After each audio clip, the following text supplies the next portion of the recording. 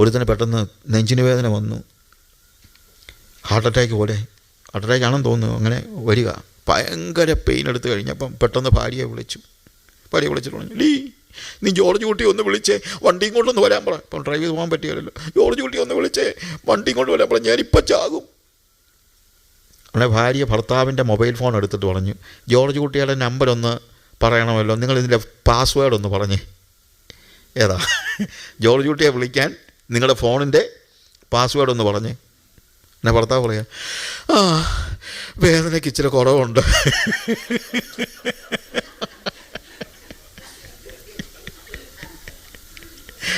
കാര്യം ചത്താലും പാസ്വേഡ് ഭാര്യയ്ക്ക് പറഞ്ഞു കൊടുക്കത്തില്ല. ഭാര്യമാരോട് പറയുന്നത് കീഴടങ്ങിയിരിക്കണം, ഭർത്താവിനോട് പറയുന്നത് സ്നേഹിക്കണം. എന്താ ഇതിൻ്റെ കാര്യം എന്നറിയാമോ? ഒരു ഭർത്താവ് എപ്പോഴും ഇഷ്ടപ്പെടുന്നതും ആഗ്രഹിക്കുന്നതും കീഴടങ്ങിയിരിക്കുന്ന ഒരു ഭാര്യയാണ്. എത്ര ഫെമിനിസം പ്രസംഗിച്ചാലും എന്തോ പറഞ്ഞാലും തലേ കയറുന്ന ഒരു പെണ്ണിനെ ഒരു പുരുഷനും ഇഷ്ടമല്ല. അതൊരു ഫാക്റ്റാണ്. നിങ്ങളത് സമ്മതിച്ചാലും ഇല്ലെങ്കിലും ഏത് പുരുഷനും അവന് കീഴ്പ്പെട്ടിരിക്കുക എന്ന് പറഞ്ഞു കഴിഞ്ഞാൽ കാലിൻ്റെ കീഴേ കിടക്കുന്നതല്ല. ഞാൻ പറഞ്ഞ കാലിൻ്റെ കീഴേ കിടക്കണമെന്നല്ല പറയുന്നത്, സബ്മിസീവായിട്ടുള്ള തലേ കയറുന്ന ഒരു പെണ്ണിനെ ആർക്കും ഇഷ്ടമല്ല. അപ്പോൾ അതുകൊണ്ട് ഭർത്താവ് ഭാര്യയോട് പറയുകയാണ്, നീ കീഴടങ്ങിയിരിക്കണം, അനുസരിക്കണം. എന്നാൽ ഭർത്താവിനോട് പറയുകയാണ്, ഒരു ഭാര്യ ഏറ്റവും കൂടുതൽ ആഗ്രഹിക്കുന്നത് ഭർത്താവിൻ്റെ സ്നേഹമാണ്. പണ്ട് നമ്മുടെ പെണ്ണുങ്ങളൊക്കെ പറയുന്നത് കേട്ടിട്ടില്ലേ, അങ്ങനെ എനിക്കൊന്നും തന്നില്ലെങ്കിലും വേണ്ടിയല്ലായിരുന്നു, എന്നെ ഒന്ന് സ്നേഹിച്ചാൽ മതിയായിരുന്നെന്ന്. കാര്യം അവർക്ക് ഏറ്റവും ആവശ്യമുള്ളത് സ്നേഹമാണ്. It is love. So give love to your wife. ഇവിടെയും the woman is taken from the റിബിൽ നിന്ന് എടുത്തിരിക്കുന്നത് എന്നുള്ളത് നമ്മൾ മനസ്സിലാക്കും. കുഞ്ഞുങ്ങളുടെ കാര്യത്തിലൊക്കെ ഉണ്ടല്ലോ, ആത്മീകരായ പല കുഞ്ഞുങ്ങളും തെറ്റിപ്പോകുന്നത് ഇന്നൊരു കോമൺ കാഴ്ചയാണ്. ഈയിടെ ഒരാൾ എൻ്റെ അടുത്ത് പറഞ്ഞു, അച്ഛാ ഒന്ന് പ്രത്യേകം പ്രാർത്ഥിക്കണം, മോനെ കോളേജിൽ നിന്ന് പറഞ്ഞു വിട്ടെന്ന്. ഞാൻ ചോദിച്ചു, വാട്ട് ഹാപ്പൻ? അവിടെ പറഞ്ഞു, അവൻ ഡ്രഗ് ബെൽറ്റിനകത്ത് പെട്ടുപോയി, പിന്നെ കോളേജിൽ നിന്ന് വിളിച്ചിട്ട് പറഞ്ഞു ഇനി കോളേജിൽ അവനെ പഠിപ്പിക്കാൻ പറ്റുകയില്ല, പിന്നെ പോലീസിൽ കൊടുക്കുന്നില്ല, കൊടുത്തു കഴിഞ്ഞാൽ പിടിച്ചുകൊണ്ട് ജയിലിൽ പോകും. എനിക്കറിയാം, ആ പയ്യൻ വളരെ ആത്മീയനായി ചർച്ചിൽ ജീവിച്ച ചെറുക്കനാണ്, സഭയിൽ പാട്ടൊക്കെ പാടിക്കൊണ്ടിരുന്ന ചെറുക്കനാണ്. പക്ഷെ കോളേജിൽ കൂട്ടുകാരുടെ കൂടെ കൂടി അങ്ങനെ തെറ്റിപ്പോകുന്നതായ അവസ്ഥ. ഇതൊക്കെ കോമണാണ്, ഇതൊക്കെ നടന്നുകൊണ്ടിരിക്കുന്ന കാര്യമാണ്. നമുക്ക് വേണമെങ്കിൽ കുറ്റം പറയാം, പക്ഷേ എനിക്ക് ആ ഫാമിലി അറിയാവുന്നതുകൊണ്ട് ഞാൻ പറയാം, എനിക്ക് ഒരു കുറ്റവും ആ ഫാമിലിയെക്കുറിച്ച് പറയാനില്ല. അപ്പൻ്റെ അമ്മയുടെയും ജീവിതം കണ്ടിട്ടാണ് ഇങ്ങനെയൊക്കെ പറ്റിയെന്ന് പറയാൻ പറ്റുകയില്ല. കാര്യം വളരെ ആത്മീകരായി സുവിശേഷപരമായ കാര്യങ്ങളിലൊക്കെ ഇൻവോൾവ് ചെയ്യുന്ന വളരെ മെച്ചപ്പെട്ട ഒരു കുടുംബം. അങ്ങനെയും സംഭവം. നമ്മുടെ ഇടയിൽ ഡിവോഴ്സ് ഉണ്ടാകാൻ പാടില്ല. മലാഖിയുടെ പ്രവചനത്തിൽ കർത്താവ് പറയുന്ന വാക്കെന്താണ്? I hate divorce. ഞാൻ ഉപേക്ഷണം വെറുക്കുന്നു. ദൈവം വെറുക്കുന്ന കാര്യമാണ് ഉപേക്ഷണം. അതിനിപ്പോൾ നമ്മൾ റീസണൊക്കെ കണ്ടുപിടിക്കും, ഇഷ്ടംപോലെ റീസൺസൊക്കെ കണ്ടുപിടിക്കും. പക്ഷെ basically what is written? I hate divorce. ഇന്നിപ്പം പലപ്പോഴും നമുക്കുള്ളത് വ്യക്തിപരമായി ദൈവവുമായിട്ട് ബന്ധമുള്ള ആളുകളുണ്ട്. അപ്പോൾ അത് മതി എന്നുള്ള ഒരു ചിന്ത നമുക്കുണ്ടായിട്ടുണ്ട്. വ്യക്തിപരമായിട്ട് വേണം, കാര്യം അതാണ് ബേസ്. പക്ഷെ അതിനപ്പുറത്ത് കുടുംബത്തെക്കുറിച്ച് ദൈവത്തിനൊരു ലക്ഷ്യമുണ്ട്, ഒരു ഉദ്ദേശമുണ്ട് എന്നുള്ളത് നമ്മൾ മനസ്സിലാക്കണം. എന്നെക്കുറിച്ച് മാത്രമല്ല ദൈവത്തിനൊരു ഉദ്ദേശമുള്ളത്, എൻ്റെ കുടുംബത്തെക്കുറിച്ച് ദൈവത്തിന് ഒരു ഇഷ്ടമുണ്ട്. ദൈവത്തിൻ്റെ ഇഷ്ടം വ്യക്തിപരമായി എൻ്റെ ജീവിതത്തിലും കുടുംബം എന്ന നിലയിൽ തീർച്ചയായും ആ കുടുംബത്തോടുള്ള ബന്ധത്തിൽ വളരെ പ്രസക്തമാണ്. അതുകൊണ്ട് വ്യക്തികൾക്ക് വേണ്ടി പ്രാർത്ഥിക്കുന്നത് മാത്രമല്ല, കുടുംബങ്ങൾക്ക് വേണ്ടി നമ്മൾ പ്രാർത്ഥിക്കണം. നമ്മുടെ സഭയിലേക്കാണെങ്കിലും പലപ്പോഴും നമ്മൾ മനസ്സിലാക്കേണ്ട ഒരു കാര്യം, വ്യക്തികൾ കടന്നു വരാനായിട്ട് നമ്മൾ പ്രാർത്ഥിക്കണം. പക്ഷേ ഞാൻ പ്രാർത്ഥിക്കുന്നത് അനേക കുടുംബങ്ങൾ നമ്മുടെ സഭയിലേക്ക് വരണം. കുടുംബങ്ങൾ ദൈവദാസനെ ഓർപ്പിച്ച് എനിക്ക് വളരെ സന്തോഷം തോന്നി. ദൈവത്തിൻ്റെ പദ്ധതിയാണ്. ഞാൻ പലപ്പോഴും പറയുന്നൊരു കാര്യമാണ്, ദൈവം സഭ സ്ഥാപിക്കുന്നതിന് മുമ്പ് സ്ഥാപിച്ചതാണ് കുടുംബം. സഭ പിന്നെ ഉണ്ടാകുന്നത്, പക്ഷെ അതിന് മുമ്പ് ദൈവം സ്ഥാപിച്ചതാണ് കുടുംബം.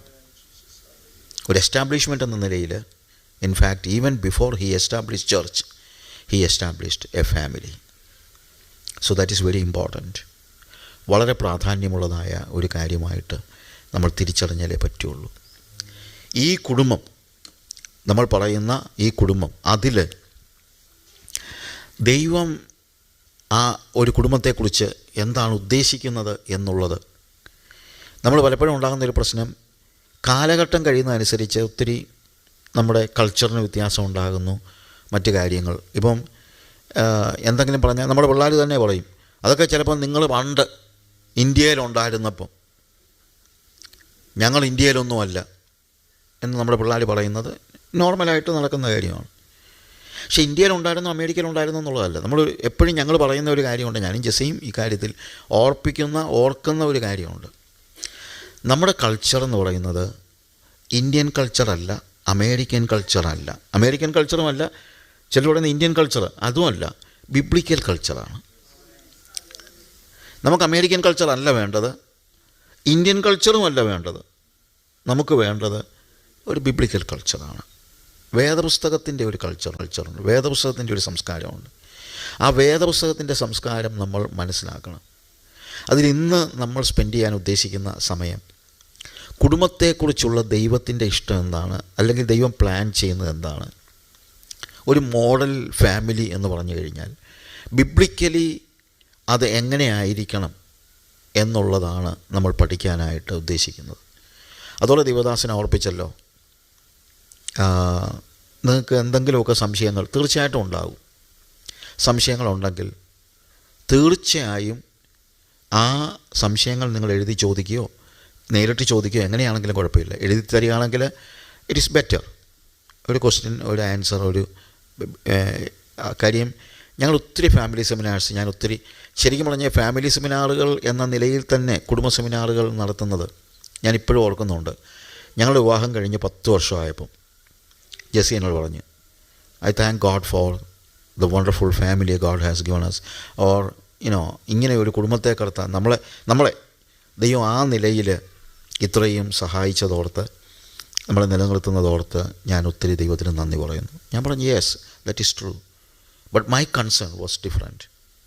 എൻ്റെ കൺസേൺ എന്ന് പറയുന്നത് തകർന്നു പോകുന്ന കുടുംബങ്ങൾ, അതെനിക്ക് വലിയൊരു കൺസേൺ ആയിരുന്നു. ആ സമയത്ത് ഞാൻ ക്ലാസ്സുകളൊക്കെ എടുത്തുകൊണ്ടിരുന്ന ഒരു ചർച്ചിൽ അന്ന്, അതായത് 25 വർഷം മുമ്പത്തെ കാര്യം, 36 വർഷമായി ഞങ്ങളുടെ കല്യാണം കഴിഞ്ഞിട്ട്, 36 years. അന്ന് സ്വാഭാവികമായി നടക്കാറില്ലാതിരുന്ന ഒരു നമ്മുടെ ഇടയ്ക്കൊന്നും ഡിവോഴ്സൊന്നും അത്ര കോമൺ ആയിട്ടുള്ള കാര്യമല്ലായിരുന്നു.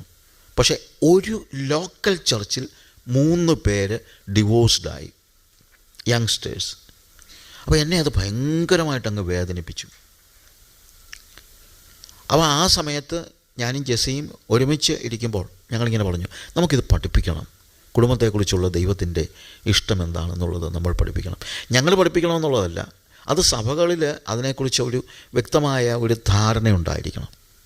വ്യക്തിപരമായി നമുക്ക് ദൈവവുമായിട്ടുള്ള ബന്ധം ഉണ്ടായിരിക്കുന്നത് പോലെ തന്നെ കുടുംബമായി കർത്താവിനെ സ്നേഹിക്കുകയും സേവിക്കുകയും ചെയ്യുവാൻ. അങ്ങനെയാണ് വേദപുസ്തകത്തെ നമ്മൾ കാണുന്നതും. ഞാൻ ഈ കഴിഞ്ഞ ദിവസങ്ങളിലൊക്കെ എടുത്ത പല ക്ലാസ്സുകളിലും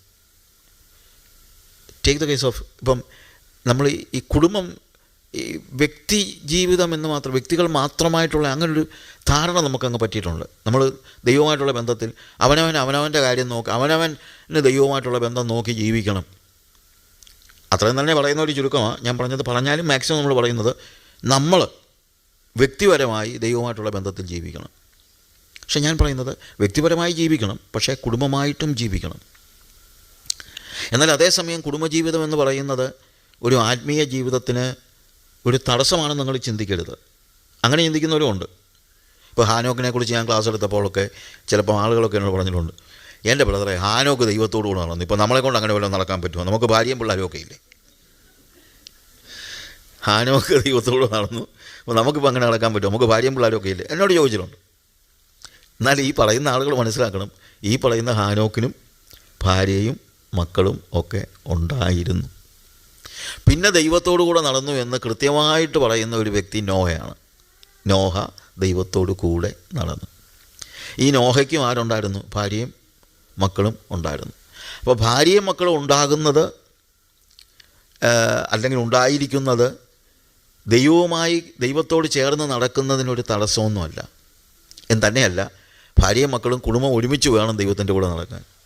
അതുകൊണ്ടാണല്ലോ യോശുവയോട് പറയുമ്പോഴത്തേക്ക് യോശുവ പറയാണ്, നിങ്ങൾ വേണമെങ്കിൽ നിങ്ങൾ വിട്ടിട്ട് പോകുന്ന മിസ്രൈമിലെ ദൈവങ്ങളെ ആരാധിച്ചു, അത് നിങ്ങളെ തീരുമാനം. ഇനി അതല്ല, ഈ കനാനിൽ നിങ്ങൾ വന്നു കനാന്യരായ ദൈവങ്ങളെയാണ് നിങ്ങൾ ആരാധിക്കുന്നതെങ്കിൽ അതും നിങ്ങൾക്ക് തീരുമാനിക്കാം. പക്ഷേ ഞാനും എൻ്റെ കുടുംബവുമോ, ഞങ്ങൾ യഹോവയെ സേവിക്കും. ഞാനും എൻ്റെ കുടുംബവുമോ, അങ്ങനെ പറയാൻ നമുക്ക് കഴിയുമോ? ഓരോരുത്തരും അവരോട് തന്നെ ചോദിച്ച്. ഞാൻ ആരെയും വിധിക്കാനൊന്നും പറയുന്നതല്ല. കാര്യം ഈ രാജ്യത്ത് വരുമ്പോൾ എനിക്കറിയാം, മിക്കപ്പോഴും ഈ ഒരു വാക്ക് പറയാൻ മിക്കവർക്കും, ഞാൻ അവിടെ എല്ലാം അങ്ങ് തള്ളിക്കളയല്ല, സങ്കടം കൊണ്ടാണ് പറയുന്നത്. അത് പറയാൻ കഴിയുന്നിടത്തോളം ഭാഗ്യം വേറെ ഇല്ല എന്ന് തന്നെയാണ് ഞാൻ വിശ്വസിക്കുന്നത്. അതാണ് ഏറ്റവും വലിയ ഭാഗ്യമായിട്ട് ഞാൻ ചിന്തിക്കുന്നത്. സമയമുണ്ടെങ്കിൽ ഞാൻ അതിനെക്കുറിച്ച് ചില കാര്യങ്ങൾ വേദപുസ്തകത്തിലെ ചില ഉദാഹരണങ്ങളിലൂടെ പറയാൻ ആഗ്രഹിക്കുന്നുണ്ട്. I don't know exactly whether we will be able to do that because of the time limitation. But at the same time, ഇവിടെ നമ്മൾ ഇന്നിരിക്കുമ്പോൾ തിങ്ക് അബൌട്ട് അവർ ഫാമിലി. ആ ഫാമിലി എന്നിട്ട് ഈ കഴിയാത്ത കാര്യം, ഇപ്പോൾ ചിലപ്പം മക്കളൊക്കെ തെറ്റിപ്പോകുന്ന കാര്യങ്ങളൊക്കെ പറയുമ്പോഴെല്ലാം ഞാൻ പറയും, മറ്റൊന്നുമല്ല, മക്കൾ ചിലപ്പോൾ തെറ്റിപ്പോയെന്നിരിക്കും.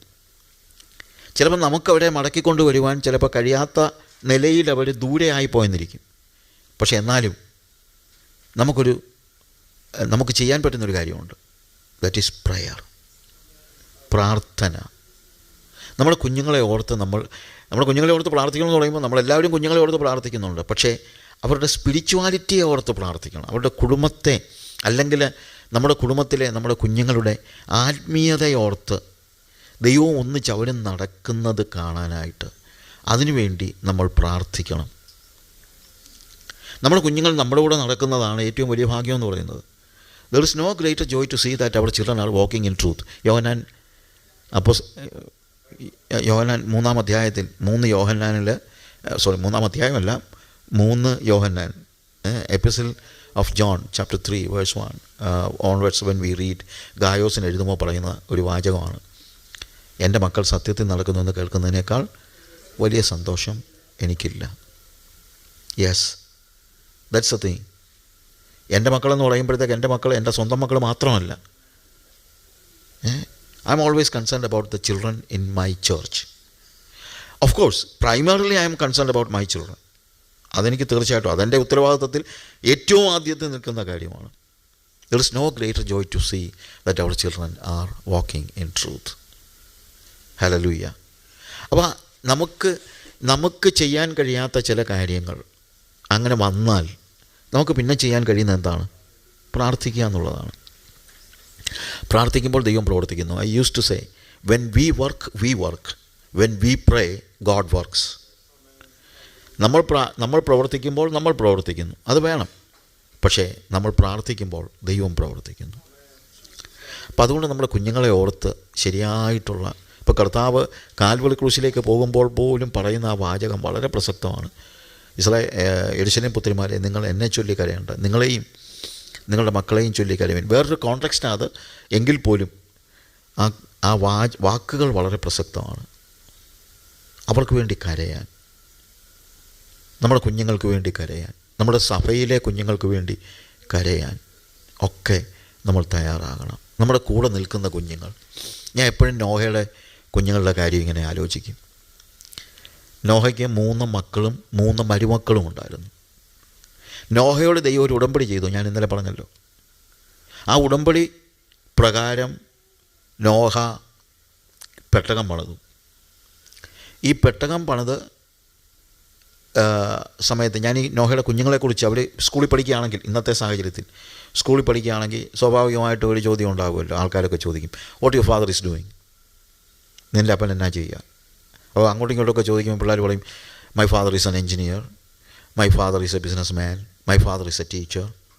ഒത്തിരി കാര്യങ്ങളൊക്കെ പറയും. അപ്പോൾ നോഹയുടെ പിള്ളേരോട് കൂട്ടുകാർ ചോദിച്ച് കാണും, what your father is doing. നോഹയുടെ പിള്ളേരെന്താ പറയുന്നത്? ഞങ്ങളുടെ അപ്പൻ വലിയൊരു കപ്പൽ പണിയുക, he is making a big ship. ഉടനെ അവർ ചോദിക്കും, ബിഗ് ഷിപ്പ് എവിടെയാണ് അപ്പം നിൻ്റെ അപ്പൻ? Close to Mediterranean sea. കാര്യം കപ്പലുണ്ടാക്കേണ്ടത് എപ്പോഴും എവിടെയാണ്? കടലിൻ്റെ അടുത്തായിരിക്കണമല്ലോ. No no no no no he is making a big ship on a mountain. ഒരു മലയുടെ മുകളിലാണ്, പർവ്വതത്തിൻ്റെ മുകളിലാണ് കപ്പൽ പണിയുന്നത്. എടാ, പർവ്വതത്തിൻ്റെ മുകളിൽ ആരെങ്കിലും കപ്പൽ പണിയുമോ? അത് കടലിനടുത്തല്ലേ പണിയണ്ടേ? പിന്നെ അപ്പൻ പിള്ളേർ പറയുക, അത് ഞങ്ങളുടെ അപ്പച്ചൻ പറഞ്ഞു കപ്പൽ പണിത് കഴിയുമ്പം കടൽ ഇങ്ങോട്ട് വന്നോളൂ വന്നു. കപ്പൽ പണിത് കഴിയുമ്പം കടൽ ഇങ്ങോട്ട് വന്നോളൂ വന്നു. കടൽ ഇങ്ങോട്ട് വരുമെന്നോ? പർവ്വതത്തിലേക്കോ? അതെങ്ങനെയാടാ? എന്നോട് പറഞ്ഞു, അതെ ഞങ്ങളുടെ അപ്പച്ചൻ പറഞ്ഞു മോളിൽ നിന്ന് വെള്ളം താഴോട്ട് വീഴുമെന്ന്. അന്നീ പറയുന്ന പോലെ മഴയൊന്നും പെയ്യുന്ന ഒരു കാലമല്ല. അന്ന് ഭൂമിയൊക്കെ നനച്ചുകൊണ്ടിരുന്നത് താഴെ നിന്നാണെന്നാണ് നേരത്തെ പറയുന്നത്. അതിനുശേഷം മഴ പെയ്തോ ഇല്ലയോ നമുക്കറിയില്ല. പക്ഷെ ബേസിക്കലി മഴ ഒരു കോമൺ കാര്യമല്ല. അങ്ങനെ ഒരു സാഹചര്യത്തിൽ ഇവർ ഇത് പറയുന്ന സമയത്ത് ആൾക്കാർ പറയും, നല്ല പിള്ളേരെ എന്നാ പറയാനാ, പക്ഷെ അപ്പനെ ഭ്രാന്ത് പിടിച്ചു പോയി. അപ്പോൾ ഭ്രാന്തൻ്റെ മക്കളെന്നുള്ള നിലയിലായിരിക്കും ഒരു പക്ഷേ ഈ പിള്ളേർ സ്കൂളിൽ അറിയപ്പെട്ടത്. എന്നാൽ അവർക്കൊരു കാര്യം അറിയാമായിരുന്നു, ഞങ്ങളുടെ അപ്പനോട് ദൈവം സംസാരിക്കുന്നുണ്ട്. ഞങ്ങളുടെ അപ്പനോട് ദൈവം സംസാരിക്കുന്നുണ്ട്. അതുകൊണ്ട് അപ്പൻ്റെ കൂടെ അവർ നിന്നത്. ഞങ്ങളുടെ അപ്പനോട് ദൈവം സംസാരിക്കുമായിരുന്നു. അപ്പം ഞാൻ എപ്പോഴും ഓർക്കുന്നൊരു കാര്യമാണ്, എൻ്റെ അപ്പനോട് ദൈവം സംസാരിക്കുമെന്ന് വിശ്വസിക്കുന്ന മക്കളുള്ളതിനേക്കാൾ വലിയ ഭാഗ്യം വേറെ ഒന്നുമില്ല.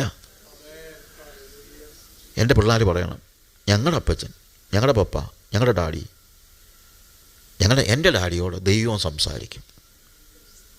അദ്ദേഹം പറയുന്നതൊക്കെ ദൈവം പറഞ്ഞ കാര്യങ്ങളാണ് എന്ന് പറയുന്ന മക്കൾ നമുക്കുണ്ടെങ്കിൽ അത്രയും വലിയ ഭാഗ്യം വേറെ ഒന്നും ഇല്ല. അങ്ങനെ വളരെ ബേസിക്കായിട്ട് അവിടെ നോഹയുടെ മക്കൾ, എനിക്ക് ഏറ്റവും വലിയ അത്ഭുതം നോഹയുടെ മരുമക്കളും അവരെല്ലാം ഈ പെട്ടകത്തിൽ കയറി. അവരെല്ലാം നോഹയെ വിശ്വസിച്ചു, ദൈവത്തെ വിശ്വസിച്ചു. ദൈവവും നോഹയും തമ്മിലുള്ള റിലേഷൻഷിപ്പ് അവർക്ക് അറിയാമായിരുന്നു. മരുമക്കൾ ഉൾപ്പെടെ, മക്കൾ പിന്നെയും പോട്ടെ, മക്കളും 3 മരുമക്കളും ഈ പെട്ടകത്തിനകത്ത്. ആകെ 8 പേരാണ്. നോവയുടെ ഭാര്യ, 3 മക്കൾ, 3 മരുമക്കൾ. അവരെല്ലാവരും ഈ കപ്പലിനകത്ത് കയറിയെങ്കിൽ, ഈ പെട്ടകത്തിൽ കയറിയെങ്കിൽ, അതും മഴയുടെ ഒരു ലാഞ്ചന പോലും ഇല്ലാതിരിക്കുന്ന ഒരു സമയത്ത് പർവ്വതത്തിൽ പണിത ഒരു പെട്ടകത്തിലേക്ക് കയറിയെങ്കിൽ എന്ന് തന്നെയല്ല, അത് എക്സാക്ട്ലി കർത്താവ് പറഞ്ഞതിൽ നിന്ന് ഒരു ഡിഫറൻസും ഇല്ലാതെ അതിനെ അനുസരിക്കാൻ ഞാൻ ചിലപ്പം ആലോചിക്കാറുണ്ട്. ഇവരായിരിക്കും ചിലപ്പം തടിയൊക്കെ മുറിച്ചുകൊണ്ടൊക്കെ വരും പിള്ളേരെ. അപ്പം അപ്പൻ പറഞ്ഞു, ഇവിടെ 40 അടി നീളമുള്ള ഒരു തടി വെട്ടിക്കൊണ്ടുപോവാ കപ്പൽ പണിയാനായിട്ട്. അവൻ കൊണ്ടുവന്നപ്പോൾ 39.25 വെച്ചു. നോ പറയും, നോ, അത് പറ്റത്തില്ല. അതങ്ങ് അഡ്ജസ്റ്റ് ചെയ്യാം. അങ്ങനെ അഡ്ജസ്റ്റ് ചെയ്യാൻ പറ്റത്തില്ല. കാര്യം ദൈവം പറഞ്ഞു 40 അടി. അങ്ങനെ ദൈവം പറഞ്ഞത്, നോഹ ദൈവം കൽപ്പിച്ചതുപോലെ തന്നെ ചെയ്തെന്ന് എഴുതിയിരിക്കുന്നത്. അത് മക്കളും കൂടെ നിന്നതുകൊണ്ടാണ് അത് പറ്റിയത്, ഇല്ലേ? മക്കളും കൂടെ നിന്നതുകൊണ്ടാണ് പറ്റിയത്. അങ്ങനെയുള്ള ഒരു കുടുംബം, നോഹയുടെ കുടുംബം പോലെ ഒരു കുടുംബം, ഞാനിന്നൊരു ചെറിയ ഇത് പറഞ്ഞതാണ്. അങ്ങനൊരു കുടുംബം നമുക്കുണ്ടാകണം. കർത്താവ് പറയുന്നത് കേൾക്കുന്ന ഒരു പിതാവ്, അതിനോട് ചേർന്ന് നിൽക്കുന്ന ഒരു ഭാര്യ, അത് വിശ്വസിക്കുന്നവരായ മക്കൾ, മരുമക്കൾ, അങ്ങനൊരു കുടുംബം നമുക്കുണ്ടെങ്കിൽ അത്രയും വലിയ ഭാഗ്യം വേറെ ഒന്നുമില്ല. ഹല്ലേലൂയ. ഓക്കെ, കുടുംബത്തെക്കുറിച്ച് പറയുമ്പോൾ പ്രധാനമായും നമ്മൾ ഓർക്കേണ്ടതായ ഒരു കാര്യം, God is the family maker. ദൈവമാണ് കുടുംബത്തെ ഉണ്ടാക്കിയത്. ദൈവമായിരിക്കണം കുടുംബത്തെ ഉണ്ടാക്കുന്നതും. അതും നമ്മൾ മനസ്സിലാക്കേണ്ടതായ കാര്യമാണ്. അതും നമ്മൾ മനസ്സിലാക്കണം. ഇപ്പം സങ്കീർത്തനങ്ങൾ നമ്മൾ വായിക്കുമ്പോൾ 127-ാമത്തെ സങ്കീർത്തനം, അവിടെ കൃത്യമായിട്ട് പറയുന്നൊരു കാര്യം, യഹോവ വീട് പണിയാതിരുന്നാൽ പണിയുന്നവർ വൃഥ അധ്വാനിക്കുന്നു, യഹോവ പട്ടണം കാക്കാതിരുന്നാൽ കാവൽക്കാർ വൃഥ ജാഗരിക്കുന്നു. യഹോവ വീട് പണിയാതിരുന്നാൽ, വീടെന്ന് പറയുമ്പോഴത്തേക്ക് വെറും കെട്ടിടമല്ല, it's not a building. Building പണിയാൻ എൻജിനീയേഴ്സും മേസൻസും ഒക്കെ മതി. പക്ഷേ this is family. Unless the God builds the family, അതാണ് അതിനകത്തെ ഏറ്റവും പ്രധാനപ്പെട്ട കാര്യം. ദൈവം കുടുംബം പണിയുന്നത് ദൈവമാണ്. ദൈവം ആയിരിക്കണം. ദൈവം പണിയുന്നില്ലെങ്കിൽ പണിയുന്നവർ വൃഥാ അധ്വാനിക്കുന്നു. പലപ്പോഴും ഭവനങ്ങൾ തകർന്നു പോകാനുള്ള കാരണം എന്താണ്? അവർ മനസ്സിലാക്കുന്നില്ല ഇത് പണിതത് ദൈവമാണെന്ന്. അതിന് പണിയാൻ ദൈവത്തിന് ഏൽപ്പിച്ചു കൊടുക്കുകയും, ഇപ്പോൾ ഹീബ്രു ലാംഗ്വേജ് പഠിക്കുമ്പോൾ നമുക്ക് മനസ്സിലാകുന്നൊരു കാര്യമുണ്ട്. പല സ്ഥലങ്ങളിലും അവർ ഉപയോഗിച്ചിരിക്കുന്ന വെർബ് എന്ന് പറയുന്നത് ഒരു കണ്ടിന്യൂസ് പ്രസൻറ്റ് ടെൻസ് ആണ്. അതായത് ഉപയോഗിച്ചിരിക്കുന്ന വാക്ക് യഹോവ ഭവനം പണിയുന്നില്ലെങ്കിൽ എന്ന് പറയുന്നത് ശരിക്കും എബ്രായ ഭാഷയിൽ പണിതുകൊണ്ടിരിക്കുന്നില്ലെങ്കിൽ എന്നാണ്.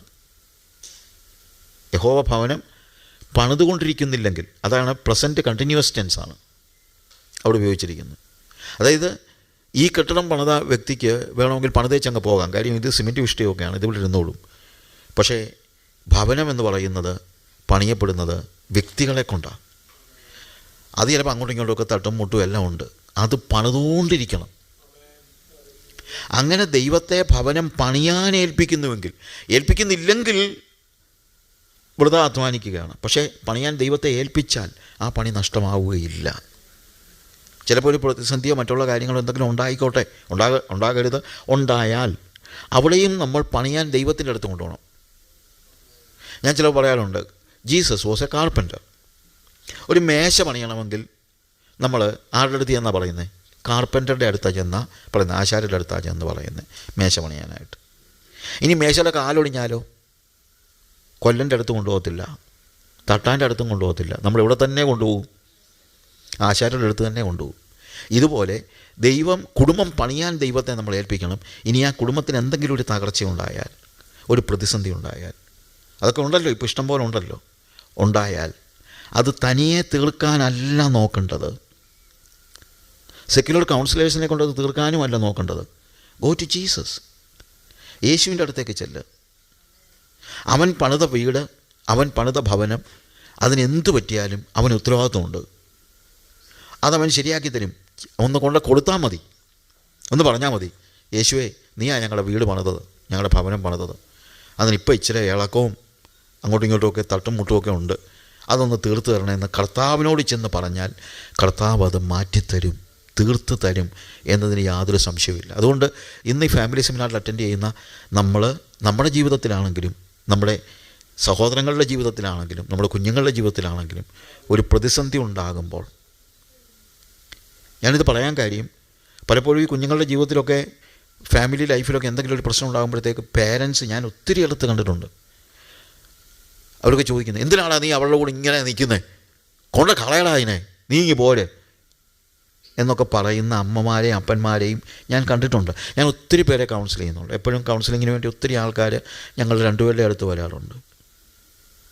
ചില സമയങ്ങളിലൊക്കെ പേരൻസ് അവരെ ആ ദൈവിക പാതയിലേക്ക് കൊണ്ടുവരുന്നതിന് പകരം സെക്യുലറായിട്ട് കാണുകയും, അത് ഇതൊരു കുഴപ്പമില്ല എന്നുള്ള നിലയിൽ, അത് സാരമില്ല അവൾ പോന്നേ പോട്ടെ എന്നൊക്കെ പറയുന്ന നിലയിൽ. അങ്ങനല്ല മോനെ, നിൻ്റെ ഭവനം പണിതത് കർത്താവാണ്, അതിനൊരു പ്രശ്നമുണ്ടെങ്കിൽ നീ കർത്താവിൻ്റെ അടുത്ത് വാ എന്ന് പറഞ്ഞ് നമ്മളുടെ മക്കളെ പണിയാൻ വീണ്ടും ദൈവത്തിൻ്റെ കരങ്ങളിൽ ഏൽപ്പിക്കാൻ ഉത്തരവാദിത്വം നമുക്കുണ്ട്. ഇന്നിവിടെ പറയുന്ന കാര്യങ്ങളൊക്കെ വളരെ പ്രായോഗികമായ കാര്യങ്ങളാണ് പറയുന്നത്, അല്ലാതെ വലിയ വലിയ തിയോളജി എന്നുള്ളതല്ല. കാരണം നമ്മുടെ കുടുംബങ്ങൾ, നമ്മുടെ സഭയിൽ കുടുംബങ്ങൾ തകരരുത് എന്നുള്ള ആഗ്രഹത്തിനാണ്. എനിക്ക് ഭയങ്കര സങ്കടമാണ്. പണ്ടൊക്കെ ഡിവോഴ്സിൻ്റെ കാര്യമൊക്കെ പറയുമ്പോഴത്തേക്ക് നമ്മുടെ നാട്ടിൽ ഇന്ത്യയിൽ നിന്ന് വന്നവരാണല്ലോ പലരും. അതുകൊണ്ട് ചില സമയത്തൊക്കെ അന്ന് എൻ്റെ ചെറിയ പ്രായത്തിലൊക്കെ ആരെങ്കിലും ഡിവോഴ്സിൻ്റെ കാര്യം പറഞ്ഞാൽ ഉടനെ പറയും അതൊക്കെ അങ്ങ് അമേരിക്കയിൽ, അതൊക്കെ അങ്ങ് അമേരിക്കയിൽ, ഇന്ത്യയിലൊന്നും നടക്കത്തില്ല. പക്ഷേ ഇന്ത്യയിലും ഡിവോഴ്സ് വരാൻ തുടങ്ങിക്കഴിഞ്ഞപ്പോൾ അവർ നമ്മൾ പറഞ്ഞു ഇന്ത്യയിലിപ്പം ഡിവോഴ്സ് ഉണ്ടായിരിക്കും, പക്ഷേ അതൊക്കെ ജാതികളുടെ ഇടയ്ക്ക്.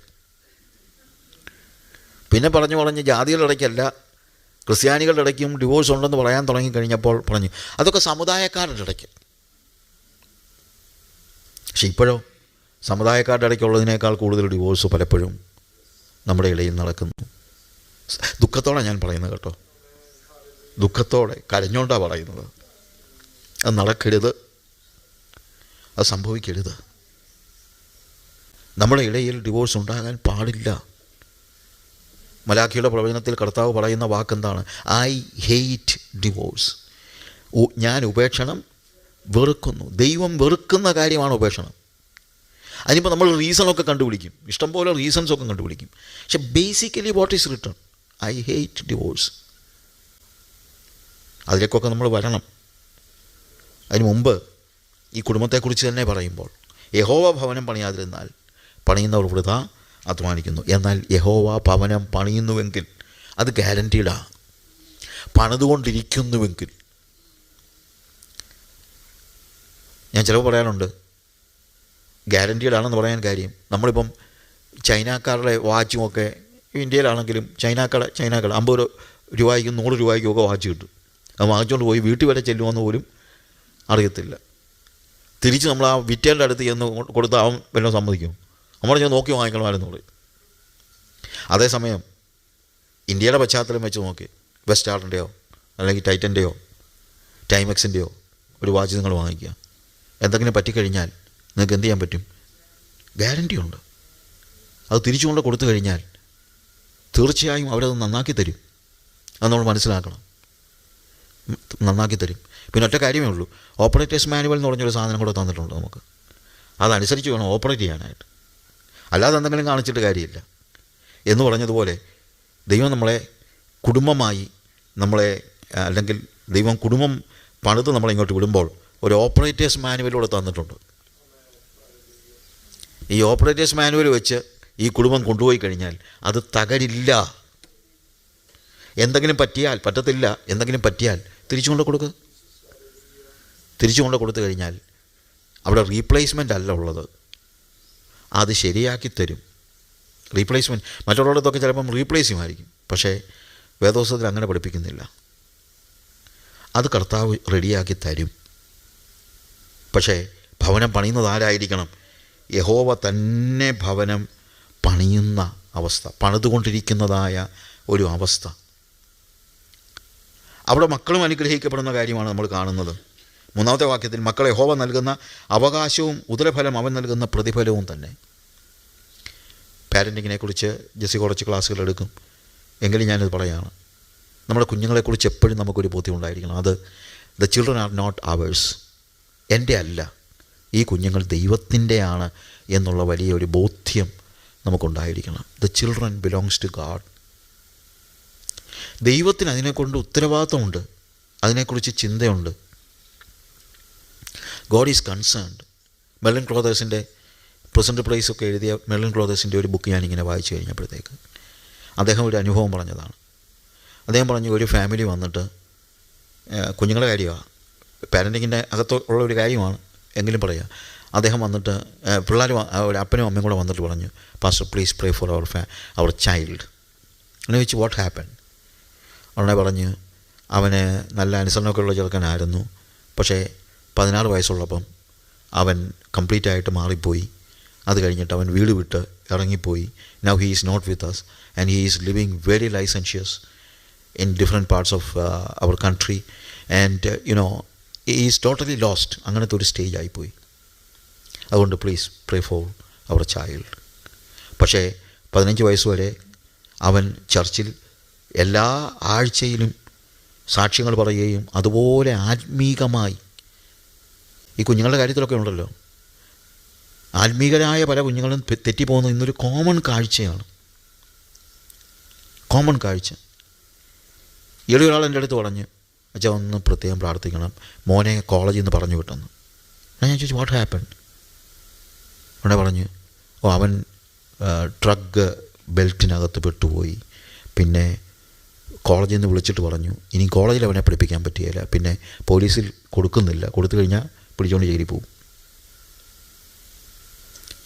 എനിക്കറിയാം, ആ പയ്യൻ വളരെ ആത്മീയനായി ചർച്ചിൽ ജീവിച്ച ചെറുക്കനാണ്, സഭയിൽ പാട്ടൊക്കെ പാടിക്കൊണ്ടിരുന്ന ചെറുക്കനാണ്. പക്ഷെ കോളേജിൽ കൂട്ടുകാരുടെ കൂടെ കൂടി അങ്ങനെ തെറ്റിപ്പോകുന്നതായ അവസ്ഥ. ഇതൊക്കെ കോമണാണ്, ഇതൊക്കെ നടന്നുകൊണ്ടിരിക്കുന്ന കാര്യമാണ്. നമുക്ക് വേണമെങ്കിൽ കുറ്റം പറയാം, പക്ഷേ എനിക്ക് ആ ഫാമിലി അറിയാവുന്നതുകൊണ്ട് ഞാൻ പറയാം, എനിക്ക് ഒരു കുറ്റവും ആ ഫാമിലിയെക്കുറിച്ച് പറയാനില്ല.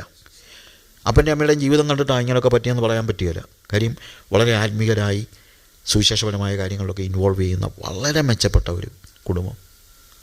അങ്ങനെയും സംഭവിക്കാം, അങ്ങനെയൊക്കെ സംഭവിക്കാം. അപ്പോൾ അതുപോലൊരു അവസ്ഥയിലാണ് മെർലിൻ ക്ലോതേഴ്സിൻ്റെ അടുത്ത് ഈ ഫാമിലി വന്നത്. പ്രാർത്ഥിക്കണമെന്ന് പറഞ്ഞു. ഉടനെ മെൽവിൻ ക്ലോതേഴ്സ് ചോദിച്ചു, do you pray for your child? Pastor, അതെന്തൊരു ചോദ്യമാണ്. ഞങ്ങളുടെ പ്രാർത്ഥന മുഴുവൻ അതാ. ഇവൻ്റെ മാനസാന്തരത്തിന് വേണ്ടിയാണ് ഞങ്ങളുടെ പ്രാർത്ഥന മുഴുവൻ. ഞാൻ പറഞ്ഞു, ദാറ്റ് ഈസ് ഗുഡ്. എന്നാൽ ഞാൻ മറ്റൊരു കാര്യം ചോദിക്കുകയാണ്. Do you give thanks to the lord for your child? നിങ്ങളുടെ കുഞ്ഞിന് വേണ്ടി ദൈവത്തിന് നന്ദി പറയാറുണ്ടോ? ഞാൻ ഇവർ പറഞ്ഞു, 15 വയസ്സ് വരെ എന്നും ഈ കുഞ്ഞിനെ ഓർത്ത് ഞങ്ങൾ നന്ദി പറഞ്ഞിട്ടുണ്ട്. പക്ഷേ 16-ാമത്തെ വയസ്സിൽ ഇവൻ പോയില്ല. ഇനി അവനെ ഓർത്ത് നന്ദി പറയുന്നത് എങ്ങനെയാണ്? We pray for him, but we cannot give praises to the lord for our child. Present praise എന്നുള്ള ബുക്ക് എഴുതിയ ആളാണ്. അപ്പോൾ പാസ്റ്റർ പറഞ്ഞു, മെൽവിൻ ക്ലോതേഴ്സ് പറഞ്ഞു, it is difficult, but I tell you, you can still give thanks to the Lord for your child. How come? First of all, according to the Bible, your child is not your child. Your child is the child given to you by our God. സ്വർഗസ്വനായ പിതാവാണ് എനിക്ക് ഈ പൈതലിനെ തന്നത്. അതുകൊണ്ട് the real honor is not me. The real honor of my child is God.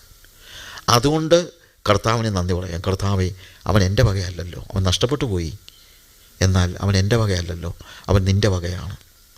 അതോർത്ത് നമുക്ക് ദൈവത്തിന് നന്ദി പറയാം. 2, നിങ്ങളുടെ കുഞ്ഞ് ദൈവം ഇൻഹെറിറ്റൻസ്, ദയാണ് ഇൻഹെറിറ്റൻസ് എന്നാണ്, ഒരു പിതൃ അവകാശം എന്നുള്ളതാണ്. അപ്പോൾ it certainly belongs to God. അപ്പോൾ ഉടമസ്ഥനല്ലേ കൂടുതൽ വേദന, വളർത്താൻ ഏൽപ്പിച്ച ആൾക്കല്ലല്ലോ കൂടുതൽ വേദന. അപ്പോൾ അതുകൊണ്ട് ഈ കുഞ്ഞ് തെറ്റിപ്പോയതോർത്ത് നിങ്ങൾ ദുഃഖിക്കുന്നതിൻ്റെ പല മടങ്ങ് ദൈവം ദുഃഖിക്കുന്നുണ്ട്. God is concerned about your child. അതോർത്ത് നിങ്ങൾക്ക് നന്ദി പറയാനായിട്ട് പറ്റും. It is difficult, but you need to practise that and put God the centre and say, Lord, we are very sorry for our child, but at the same time you are the owner of our child. He is an inheritance given by you. So we thank you because you are concerned about your child. അവർ പറഞ്ഞു, ഞങ്ങൾ നോക്കാം. We cannot clearly say that we will do that, but ഞാനത് നോക്കാം. And they started very difficult, but they started giving praise to the Lord or thanks to the Lord for the child. And because they are giving thanks to the Lord because they said, you are concerned about our child, so that's the reason why we are giving thanks to you. അവിടെ Melvin ക്ലോതേഴ്സ് പറഞ്ഞിരിക്കുന്നത്, after 2 weeks they got, ഇപ്പോഴത്തെ കാര്യമല്ല, ഒത്തിരി വർഷങ്ങൾക്ക് മുമ്പ്, they got a text from the son. Father, the son was writing a telegram. അന്ന് ഫോണൊന്നുമില്ല, ഫോണുള്ള കാലഘട്ടത്തിനൊന്നുമില്ല. ഇത് പറയുകയാണ്, ഞാൻ ഇന്ന സ്ഥലത്തുണ്ട്, ഞാൻ എൻ്റെ ജീവിതത്തിൽ ഒത്തിരി തെറ്റിപ്പോയി, ഞാൻ തിരിച്ചു വന്നാൽ എന്നെ അക്സെപ്റ്റ് ചെയ്യുമോ? അവരുടനെ തന്നെ ആ സ്ഥലത്തേക്ക് ടെക്സ്റ്റ് ചെയ്തു, my son, our son, you are our son. So certainly we have already accepted you and you can come back and let us continue live a spiritual life in our home. നമ്മുടെ വീട്ടിൽ തന്നെ നിനക്ക് പ്രവേശനമുണ്ട്. നമുക്ക് പഴയതുപോലെ ആത്മീകമായി ജീവിക്കാം. ധൂർത്തുപുത്രൻ മടങ്ങി വരുന്നത് പോലെ ആ മകൻ മടങ്ങി വന്നു. ഹല്ലേലൂയ. അതാ ഞാൻ പറഞ്ഞത്, പ്രാർത്ഥനയുടെ, നന്ദിയുടെ, ദൈവത്തെ കാര്യങ്ങൾ ഫലമേൽപ്പിക്കുന്നതിൻ്റെ ആ കാര്യമാണ് ഞാൻ പറഞ്ഞത്. Let us pray for our children even when they are gone astray. നമ്മുടെ കുഞ്ഞുങ്ങൾ തകർന്നു പോയാൽ, മാറിപ്പോയാൽ, അപ്പോഴും അവരെ ഓർത്ത് പ്രാർത്ഥിക്കണം. നമ്മുടെ സഭയിൽ വരാതിരിക്കുന്ന പിള്ളേരൊക്കെ ഒത്തിരി ഉണ്ടല്ലോ. നമ്മുടെ സഭയിൽ വരുന്നവരെ ഓർത്ത് നമ്മൾ പ്രാർത്ഥിക്കും. പക്ഷേ നമ്മുടെ സഭയിൽ വരാതിരിക്കുന്ന കുഞ്ഞുങ്ങളെ ഓർത്ത് നമ്മൾ പ്രാർത്ഥിക്കുന്നുള്ളൂ. നാളുകളായിട്ട് നമ്മുടെ സഭയിൽ വരുന്നില്ല, നമ്മുടെ സഭയുമായിട്ട് ബന്ധമൊന്നുമില്ല, നമുക്കവരെ കുറ്റം പറയാനൊക്കെ എളുപ്പമാണ്. But do we pray for those children? We need to practise that. വളരെ പ്രാർത്ഥന അത്യാവശ്യമാണ്. മക്കളെ യഹോവ നൽകുന്ന ദാനം എന്നുള്ളത് നമ്മൾ മനസ്സിലാക്കണം. ഹല്ലേലൂയ. സോ ആ രീതിയിൽ ഒരു ദൈവിക രീതിയിൽ നമ്മൾ നമ്മുടെ കുഞ്ഞുങ്ങളെ കാണാനായിട്ട് കഴിയണം. ഇനി ഞാൻ പറയട്ടെ, നമ്മുടെ ഒരു റോൾ മോഡൽ അല്ലെങ്കിൽ നമ്മുടെ ഫാമിലിയെക്കുറിച്ച് നമ്മൾ പഠിക്കുമ്പോൾ, അപ്പോൾ ഇന്നത്തെ കൾച്ചർ, മറ്റുള്ള സാഹചര്യങ്ങൾ അതൊക്കെ വെച്ച് പഠിക്കുമ്പോൾ ഞാൻ വേദപുസ്തകത്തിൽ നിന്ന് ഞാൻ മനസ്സിലാക്കുന്ന കാര്യം, നമ്മളതൊന്നും അല്ല നോക്കേണ്ടത്. ഇപ്പം മത്തായിയുടെ സുവിശേഷം 19-ാം അധ്യായത്തിൽ നമുക്കറിയാമല്ലോ, ഞാൻ ഡിവോഴ്സിനെ കുറിച്ച് പറയാൻ വേണ്ടി അല്ലെങ്കിലും ഡിവോഴ്സിനെ കുറിച്ചുള്ള ഒരു ചോദ്യം അവിടെ ഉണ്ടാകുന്നത് നമ്മൾ കാണുന്നുണ്ട്. മത്തായിയുടെ സുവിശേഷം 19-ാം അധ്യായത്തിൽ ഇല്ലേ, അവിടെ പരീശന്മാർ വന്നിട്ട് ചോദിക്കുന്നു, ഏത് കാരണവും ചൊല്ലി, ഞാൻ വാക്യങ്ങൾ verse 3, I'm not reading all those passages because we don't have time, ഏത് കാരണം ചൊല്ലി ഭാര്യ ഉപേക്ഷിക്കുന്നത് ശരിയാണോ എന്ന് ചോദിച്ചു. ഉടനെ കർത്താവ് പറയുന്നു, അതിനവൻ സൃഷ്ടിച്ചവൻ ആദിയിൽ അവരെ ആണും പെണ്ണുമായി സൃഷ്ടിച്ചു എന്നും അത് നിമിത്തം മനുഷ്യൻ അപ്പനെയും അമ്മയെയും വിട്ട് ഭാര്യയോട് പറ്റിച്ചേരും, ഇരുവരും ദേഹമായി തീരും എന്നും അരുളി ചെയ്ത് നിങ്ങൾ വായിച്ചിട്ടില്ലയോ? അതുകൊണ്ട് അവർ മേലാൽ രണ്ടല്ല ഒരു ദേഹമത്രേ, ആകയാൽ ദൈവം യോജിപ്പിച്ചതിനെ മനുഷ്യൻ വേർപിരിക്കരുത്. ഡിവോഴ്സിനെ കുറിച്ച് സംസാരിക്കാൻ സമയമുണ്ടെങ്കിൽ ഞാൻ അതിനെക്കുറിച്ച് പിന്നീട് പറയാം. പക്ഷേ ഇവിടെ പറയുന്നൊരു വാക്യമുണ്ട്, ആദിയിൽ. അപ്പോൾ ഇവർ ചോദിച്ചു വേഴ്സ് 7, അങ്ങനെയാണെങ്കിൽ ഡിവോഴ്സ് നോട്ട് കൊടുത്ത്, ഉപേക്ഷണ പത്രം കൊടുത്ത് ഭാര്യയെ ഉപേക്ഷിക്കാമെന്ന് മോശ പറഞ്ഞിട്ടുണ്ടല്ലോ. മോശ പറഞ്ഞല്ലോ ഉപേക്ഷണ പത്രം കൊടുത്തിട്ട് ഉപേക്ഷിക്കാം. ഏത് കാരണവും ചൊല്ലി ഭാര്യ ഉപേക്ഷിക്കാമെന്നാണല്ലോ ചോദിക്കുന്നത്. ശരിക്കും പറഞ്ഞു കഴിഞ്ഞാൽ ആ കാലഘട്ടത്തെക്കുറിച്ച് പഠിക്കുമ്പോൾ നമ്മൾ മനസ്സിലാകുന്നത്, ഉപേക്ഷണ പത്രം കൊടുത്തിട്ട് ഭാര്യ ഉപേക്ഷിക്കാമെന്നുള്ളത് ഇവരങ്ങ് ഒരു എന്തുവാ അല്ല, അവരുടെ ഇതായി എന്തുവാ, അതൊരു വലിയൊരു ആശ്വാസം പോലെ അവർക്ക്. എന്തെങ്കിലും പറഞ്ഞാൽ ഏതെങ്കിലും ഒരു കാരണം ചൊല്ലി ഭാര്യ ഉപേക്ഷിക്കാമല്ലോ. അപ്പോൾ അന്നത്തെ ഒരു ചോദ്യം ഉണ്ടായിരുന്നു, ഏത് കാരണം ചൊല്ലി ഭാര്യ ഉപേക്ഷിക്കണം? യെസ്, ഉപേക്ഷണ പത്രം കൊടുക്കണം. അപ്പോൾ ഒരു ചോദ്യമായിരുന്നു, if your wife burns your food can you divorce your wife? ഭക്ഷണം ഉണ്ടാക്കുമ്പോൾ ഭാര്യ കൂട്ടാനുണ്ടാക്കിയത് കരിഞ്ഞു പോയാൽ ഭാര്യ ഉപേക്ഷിക്കാൻ പറ്റുമോ? ഉടനെ ഒരു ഗ്രൂപ്പ് പറഞ്ഞു, യെസ്, ബിക്കോസ് ഉപേക്ഷണ പത്രം കൊടുത്താൽ മതി, കാരണം വേണമെന്നുള്ളതേ ഉള്ളൂ എന്ന് പറഞ്ഞ ഒരു കാലഘട്ടത്തിലാണ് കർത്താവിൻ്റെ അടുത്ത് വന്ന് ചോദിക്കുന്നത്. കർത്താവ് പറയാ, ആദിയിൽ അങ്ങനെയല്ലായിരുന്നു. ആദിയിൽ അവിടെ പറയുന്ന കാര്യം എന്നാണ്, ഉപേക്ഷണ പത്രം കൊടുത്തിട്ട് അവളെ ഉപേക്ഷിപ്പാൻ മോശ കൽപ്പിച്ചതെന്ത്? കർത്താവ് പറയുന്ന അവനവരോട്, നിങ്ങളുടെ ഹൃദയകാഠിന്യ നിമിത്തം അത്രേ ഭാര്യമാരെ ഉപേക്ഷിപ്പാൻ മോശ അനുവദിച്ചത്. അതായത് ഉപേക്ഷണ പത്രം കൊടുത്തിട്ട് ഉപേക്ഷിക്കാമെന്ന് പറഞ്ഞില്ലെങ്കിൽ അതുപോലും കൊടുക്കാതെ നീ ഉപേക്ഷിച്ച് കളയും. അങ്ങനത്തെ പാർട്ടികളാണ് നിങ്ങൾ. നിങ്ങളുടെ ഹൃദയകാഠിന്യ നിമിത്തം അത്രേ മോശ അങ്ങനെ കൽപ്പിച്ചത്. എന്നാൽ ആദിയിൽ അങ്ങനെ അല്ലായിരുന്നു. ആദിയിൽ. അതാണ് ഞാൻ ഇന്ന് പറയാൻ ഉദ്ദേശിക്കുന്നത്. സോ നമ്മളുടെ ചിന്തയിൽ അല്ലെങ്കിൽ നമ്മുടെ കാര്യത്തിൽ നമ്മൾ നോക്കേണ്ടത്, how was it in the beginning? ആദിയിൽ എങ്ങനെയായിരുന്നു? ന്യായപ്രമാണം വന്നപ്പോൾ പല കാര്യങ്ങളിൽ അയവും ഒക്കെ ഉണ്ടായിട്ടുണ്ട്. പക്ഷേ വേറൊരു കാര്യമുണ്ട്, ദൈവം എപ്പോഴും നോക്കുന്നത് ആദിയിൽ എങ്ങനെയായിരുന്നു എന്നുള്ളതാണ്. അതുകൊണ്ടാണ് ന്യായപ്രമാണത്തിൽ പറഞ്ഞിരിക്കുന്ന പല കാര്യങ്ങളും ഗിരിപ്രഭാഷണത്തിൻ്റെ കാര്യത്തിൽ വന്നപ്പോൾ കർത്താവ് ഒന്നുകൂടെ പുതുക്കിപ്പറയല്ല, പഴയതിലേക്ക് പോകുകയാണ്. പഴയതിലേക്ക്. കൊല ചെയ്യരുതെന്ന് നിങ്ങൾ പൂർവ്വന്മാർ അരുളിച്ചത് നിങ്ങൾ കേട്ടിട്ടുണ്ടല്ലോ. ഞാൻ നിങ്ങളോട് പറയുന്നത്, സഹോദരനോട് കോപിക്കുന്നവനെല്ലാം കൊലപാതകം ചെയ്യുന്നതാണ്. നോക്കുക, ആദിയിൽ എങ്ങനെയായിരുന്നു എന്നുള്ളതാണ്. ആദിയിൽ എങ്ങനെയായിരുന്നു അത് വെച്ച് നോക്കുമ്പോൾ നമ്മൾ ഇന്ന് പഠിക്കാൻ ഉദ്ദേശിക്കുന്ന ഒരു കാര്യം, ആദിയിൽ, how was it in the beginning? ബിഗിനിങ്ങിൽ എങ്ങനെയായിരുന്നു എന്നുള്ളത് നമ്മൾ നോക്കണം. So let us come to the first passages of the Bible. How was it when man was created? And first ഫാമിലിയെക്കുറിച്ച് നമുക്ക് ചില കാര്യങ്ങൾ പെട്ടെന്നൊന്ന് പഠിക്കാം. അതിൻ്റെ അടിസ്ഥാനത്തിൽ വേണം നമ്മളെപ്പോഴും ഇന്നും ദൈവത്തിൻ്റെ നിയമം ആദിയിൽ എങ്ങനെയായിരുന്നു എന്നുള്ളതാണ്. ആദ്യം ക്രിയേഷൻ എല്ലാം നടക്കുന്നു. ക്രിയേഷൻ നടന്നു കഴിഞ്ഞിട്ട് അവിടെ വേഴ്സ് 26, ചാപ്റ്റർ 1 വേഴ്സ് 26 ജനസിസ്, അനന്തരം ദൈവം നാം നമ്മുടെ സ്വരൂപത്തിൽ നമ്മുടെ സാദൃശ്യപ്രകാരം മനുഷ്യനെ ഉണ്ടാക്കുക, അവൻ സമുദ്രത്തിലുള്ള മത്സ്യത്തിന്മേലും ആകാശത്തിലുള്ള പർവ്വജാതിന്മേലും മൃഗജാതികളിന്മേലും സർവ്വഭൂമിന്മേലും ഇഴയുന്ന എല്ലാ ഇഴജാതിന്മേലും വാഴട്ടെ എന്ന് കൽപ്പിച്ചു. ഇങ്ങനെ ദൈവം തൻ്റെ സ്വരൂപത്തിൽ മനുഷ്യനെ സൃഷ്ടിച്ചു. ദൈവത്തിൻ്റെ സ്വരൂപത്തിൽ അവനെ സൃഷ്ടിച്ചു. ആണും പെണ്ണുമായി അവരെ സൃഷ്ടിച്ചു. ആണും പെണ്ണുമായി സൃഷ്ടിയിൽ തന്നെ ആദമിനെ ഉണ്ടാക്കുമ്പോൾ തന്നെ ആദമിൽ ഹൗവയും ഉണ്ടായിരുന്നു എന്നാണ് എഴുതിയിരിക്കുന്നത്. ആണും പെണ്ണുമായി അവരെ സൃഷ്ടിച്ചു. കാര്യം ഹൗവയെ കൊടുക്കേണ്ടി വന്നപ്പോഴത്തേക്ക് പുറത്തുനിന്നല്ല എടുത്ത് കൊടുക്കുന്നത്, അകത്തുനിന്ന് തന്നെയാണ്. ഈ ഗെറ്റ് ദ പോയിൻറ്റ്.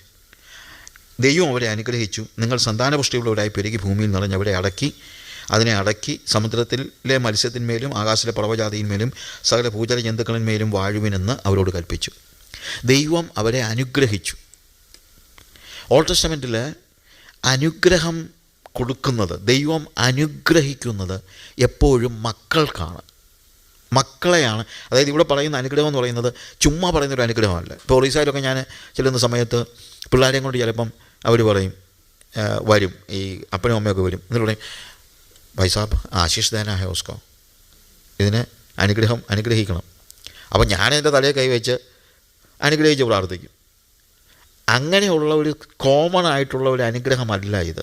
വേദപുസ്തകത്തിൽ പ്രത്യേകിച്ച് ഓൾഡ് ടെസ്റ്റമെൻറ്റിൽ നമ്മൾ കാണുമ്പോൾ അനുഗ്രഹം എന്ന് പറയുന്നത് it is given only for the children. മക്കൾക്ക് കൊടുക്കുന്നതാണ് ദൈവത്തിൻ്റെ അനുഗ്രഹം എന്ന് പറയുന്നത്. അപ്പോൾ ദൈവം ആദമിനെ, ഹവ്വയകത്തുണ്ട്, ആദമിനെ അനുഗ്രഹിച്ചു. അവിടെ എഴുതിയിരിക്കുന്നത് അവരെ എന്നാണ്. അവിടെ എഴുതിയിരിക്കുന്ന വാക്കതാണ്. ദൈവം അവരെ സൃഷ്ടിച്ചത് ആണും പെണ്ണുമായി അവരെ സൃഷ്ടിച്ചു. 2-ാമത്തെ അധ്യായത്തിൽ ആദമിൽ നിന്ന് ഹവ്വയെ എടുക്കുന്നുണ്ടെങ്കിലും ആദ്യം സൃഷ്ടിച്ചപ്പോൾ തന്നെ അവരെ സൃഷ്ടിച്ചത് എങ്ങനെയാണെന്ന് എഴുതിയിരിക്കുന്നത്, ദൈവം തൻ്റെ സ്വരൂപത്തിൽ മനുഷ്യനെ സൃഷ്ടിച്ചു, ദൈവത്തിൻ്റെ സ്വരൂപത്തിൽ അവനെ സൃഷ്ടിച്ചു, ആണും പെണ്ണുമായി അവരെ സൃഷ്ടിച്ചു. അവനെ സൃഷ്ടിച്ചു എന്ന് ആദ്യം പറഞ്ഞിട്ട് അതേ വാചകത്തിൽ തന്നെ പറയാണ്, ആണും പെണ്ണുമായി അവരെ സൃഷ്ടിച്ചു. He created dum. എന്നിട്ട് ഹി ബ്ലസ്സഡ് ദം. അവരെ അനുഗ്രഹിച്ചെന്ന് എഴുതിയിരിക്കുന്നത്. കാരണം എന്നാണ്, ദൈവം പറയുക, Adam, eve, you are my children, I bless you.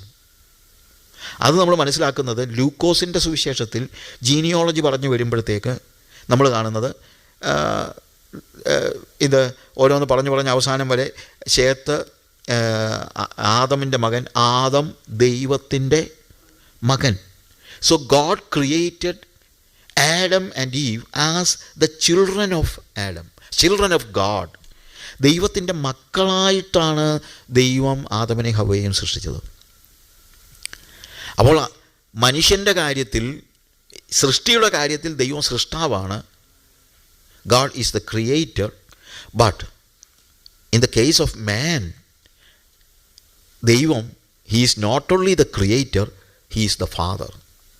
So we have a creator and father, and that is God. അത് നമ്മൾ മനസ്സിലാക്കണം. We are children of God. God created us as his children.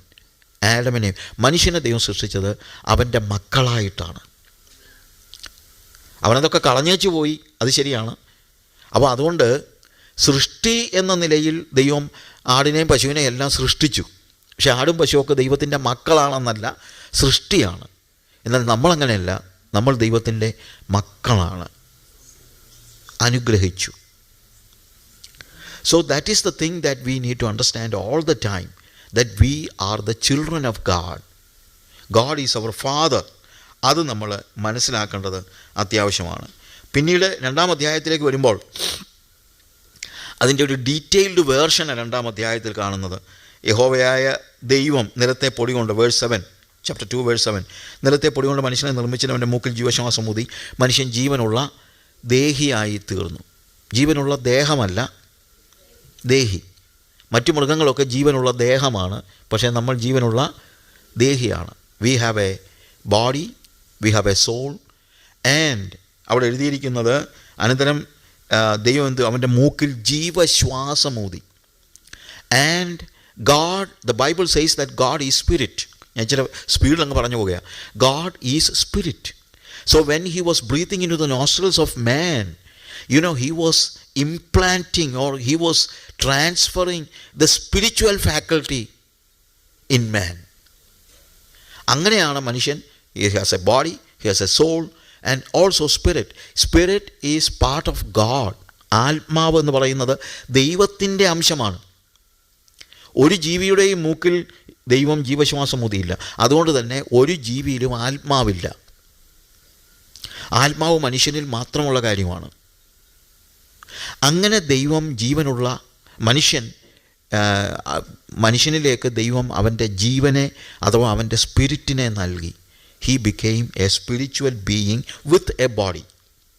നമ്മൾ ചിലപ്പോൾ പറയും we are physical being with a spirit. അതല്ല correct. We are spiritual being with a body. ശരീരമുള്ള ഒരു ആത്മജീവിയാണ് നമ്മൾ, അല്ലാതെ ആത്മാവും കൂടെയുള്ള ഒരു ശരീരമല്ല. നമ്മുടെ ഇമ്പോർട്ടൻസ് എന്താണെന്ന് ചോദിച്ചു കഴിഞ്ഞാൽ, അല്ലെങ്കിൽ നമ്മുടെ ഡിഫറൻസ് എന്താണെന്ന് ചോദിച്ചു കഴിഞ്ഞാൽ, വി ആർ സ്പിരിച്വൽ ബീയിങ്സ്. പക്ഷേ അവിടെ പറയുന്നത് ആണും പെണ്ണുമായി അവിടെ സൃഷ്ടിച്ചെന്ന 1-ാം അധ്യായത്തിൽ പറയുന്നു. എന്നാൽ 2-ാം അധ്യായത്തിൽ നമ്മൾ കാണുന്നതെന്നറിയാമോ? ഏദൻ തോട്ടത്തിൽ അവനെ കൊണ്ടുപോയി വേലയ്ക്കാക്കി നന്മതിന്മകളെക്കുറിച്ചുള്ള അറിവിൻ്റെ വൃക്ഷഫലം തിന്നരുത് എന്ന് പറഞ്ഞു. 18-ാമത്തെ വാക്യത്തിൽ അനന്തരം യഹോവയായ ദൈവം മനുഷ്യൻ ഏകനായിരിക്കുന്നത് നന്നല്ല, ഞാൻ അവന് തക്കതായ ഒരു തുണ ഉണ്ടാക്കി കൊടുക്കും എന്ന് പറഞ്ഞു. It is not good for man to be alone, so I will give him a suitable companion. മനുഷ്യൻ ഏകനായിരിക്കുന്നത് നന്നല്ല.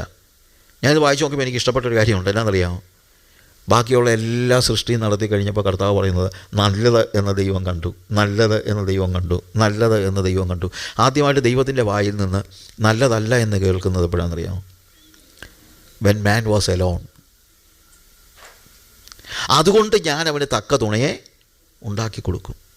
അതുകൊണ്ട് പ്രിയമുള്ളവരെ, തക്ക തുണ അഥവാ ഹസ്ബൻഡ് ആൻഡ് വൈഫ്, ഭാര്യയും ഭർത്താവും വിവാഹിതരായി ജീവിക്കുന്നതെന്ന് പറയുന്നത് ദൈവത്തിൻ്റെ പ്ലാനാണ്.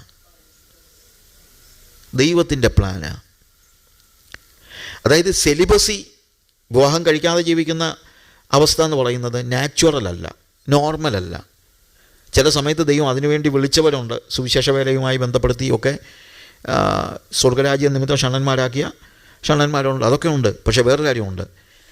നോർമൽ എന്ന് പറയുന്നത് സെലിബസി അല്ല, ഏകനായി ജീവിക്കുന്നതല്ല നോർമൽ കാര്യം. കുടുംബമായി ജീവിക്കുന്നതാണ് നോർമൽ കാര്യം. അത് ഞാനിത് പറയാൻ കാര്യം, ഇന്ന് വന്ന് പിള്ളേർക്കൊക്കെ കല്യാണം കഴിക്കണമെന്നൊരു ആഗ്രഹം പോലും ഇല്ല. I'm sorry to say. അതിന് പല കാരണം കാണും. ഒരു പക്ഷേ ഒത്തിരി പരാജയങ്ങളൊക്കെ കണ്ടിട്ടൊക്കെ ആയിരിക്കും ഇവരൊക്കെ പറയുന്നത്. പക്ഷേ എന്തു പറഞ്ഞാലും വാട്ട് ഈസ് ഗോഡ്സ് വിൽ?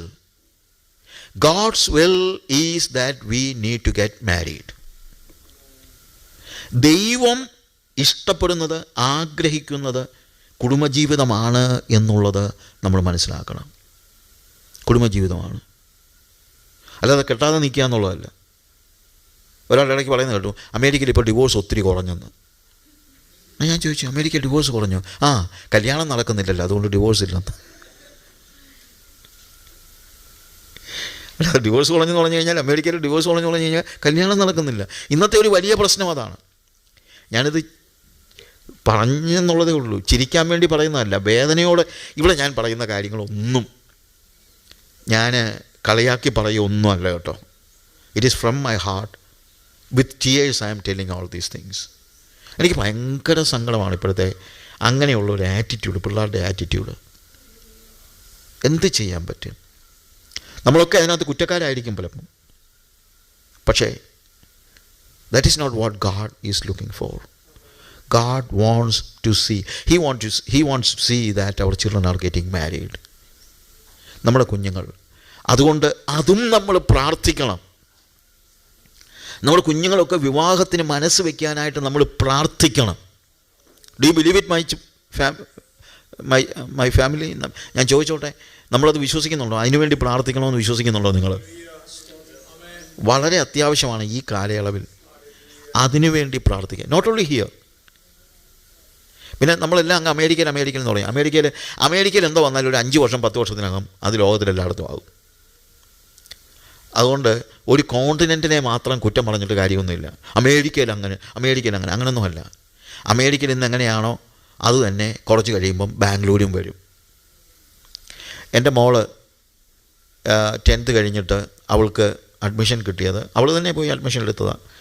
ബാംഗ്ലൂരിലെ ക്രൈസ്റ്റ് കോളേജിൽ സൈക്കോളജിക്ക് അവൾ 10th അല്ല 12th കഴിഞ്ഞിട്ട് സൈക്കോളജിക്ക് അവൾ തന്നെ അപ്ലൈ ചെയ്ത് അഡ്മിഷൻ കിട്ടി. ക്രൈസ്റ്റിൽ അഡ്മിഷൻ കിട്ടുന്നത് ആ കാലയളവിൽ അത്ര വലിയ ഈസിയായുള്ള കാര്യമല്ല. അഡ്മിഷൻ കിട്ടി.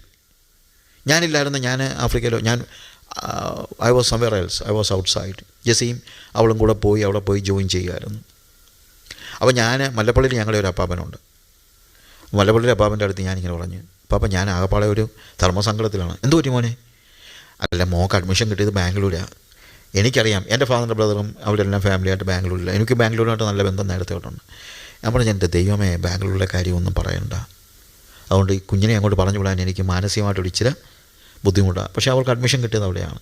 പിന്നെ അപ്പാപ്പൻ എന്നോട് പറഞ്ഞൊരു കാര്യമുണ്ട്, മോനെ, മല്ലപ്പള്ളിക്കാരല്ല, നീ ചിന്തിക്കുന്ന പോലല്ല.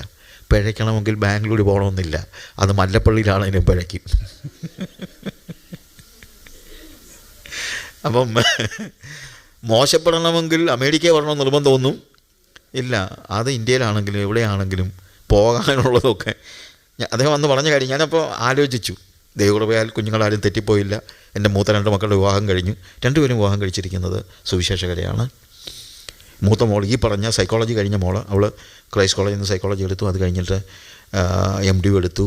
അത് കഴിഞ്ഞിട്ട് ഈസ് മാരീഡ്.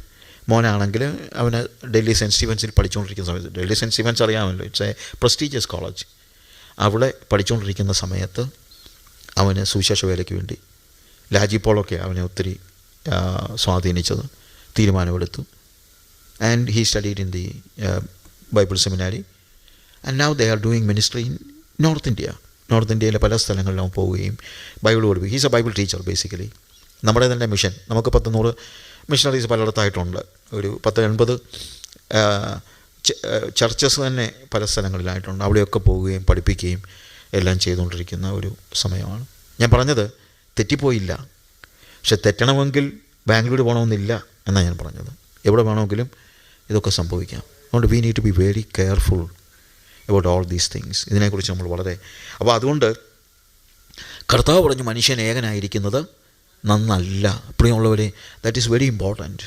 മനുഷ്യൻ ഏകനായിരിക്കുന്നതല്ല, ഞാൻ അവന് തക്ക തുണയെ ഉണ്ടാക്കി കൊടുക്കും. അതെനിക്ക് ഭയങ്കരമായിട്ട് ഇഷ്ടപ്പെട്ടു.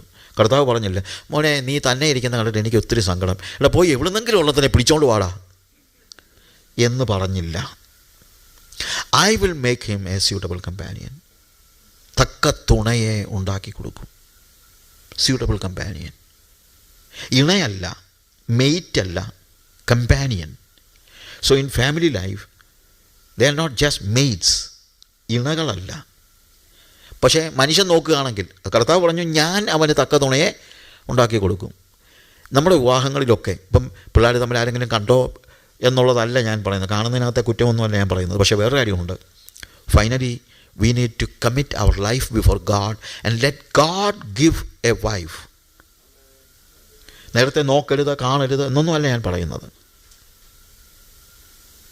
ഇപ്പം ഒരു പക്ഷേ കുഞ്ഞുങ്ങൾ അവരുടെ താല്പര്യം, പക്ഷേ അവരുടെ താല്പര്യം അനുസരിച്ച് അങ്ങനെ അങ്ങ് പോകരുത്.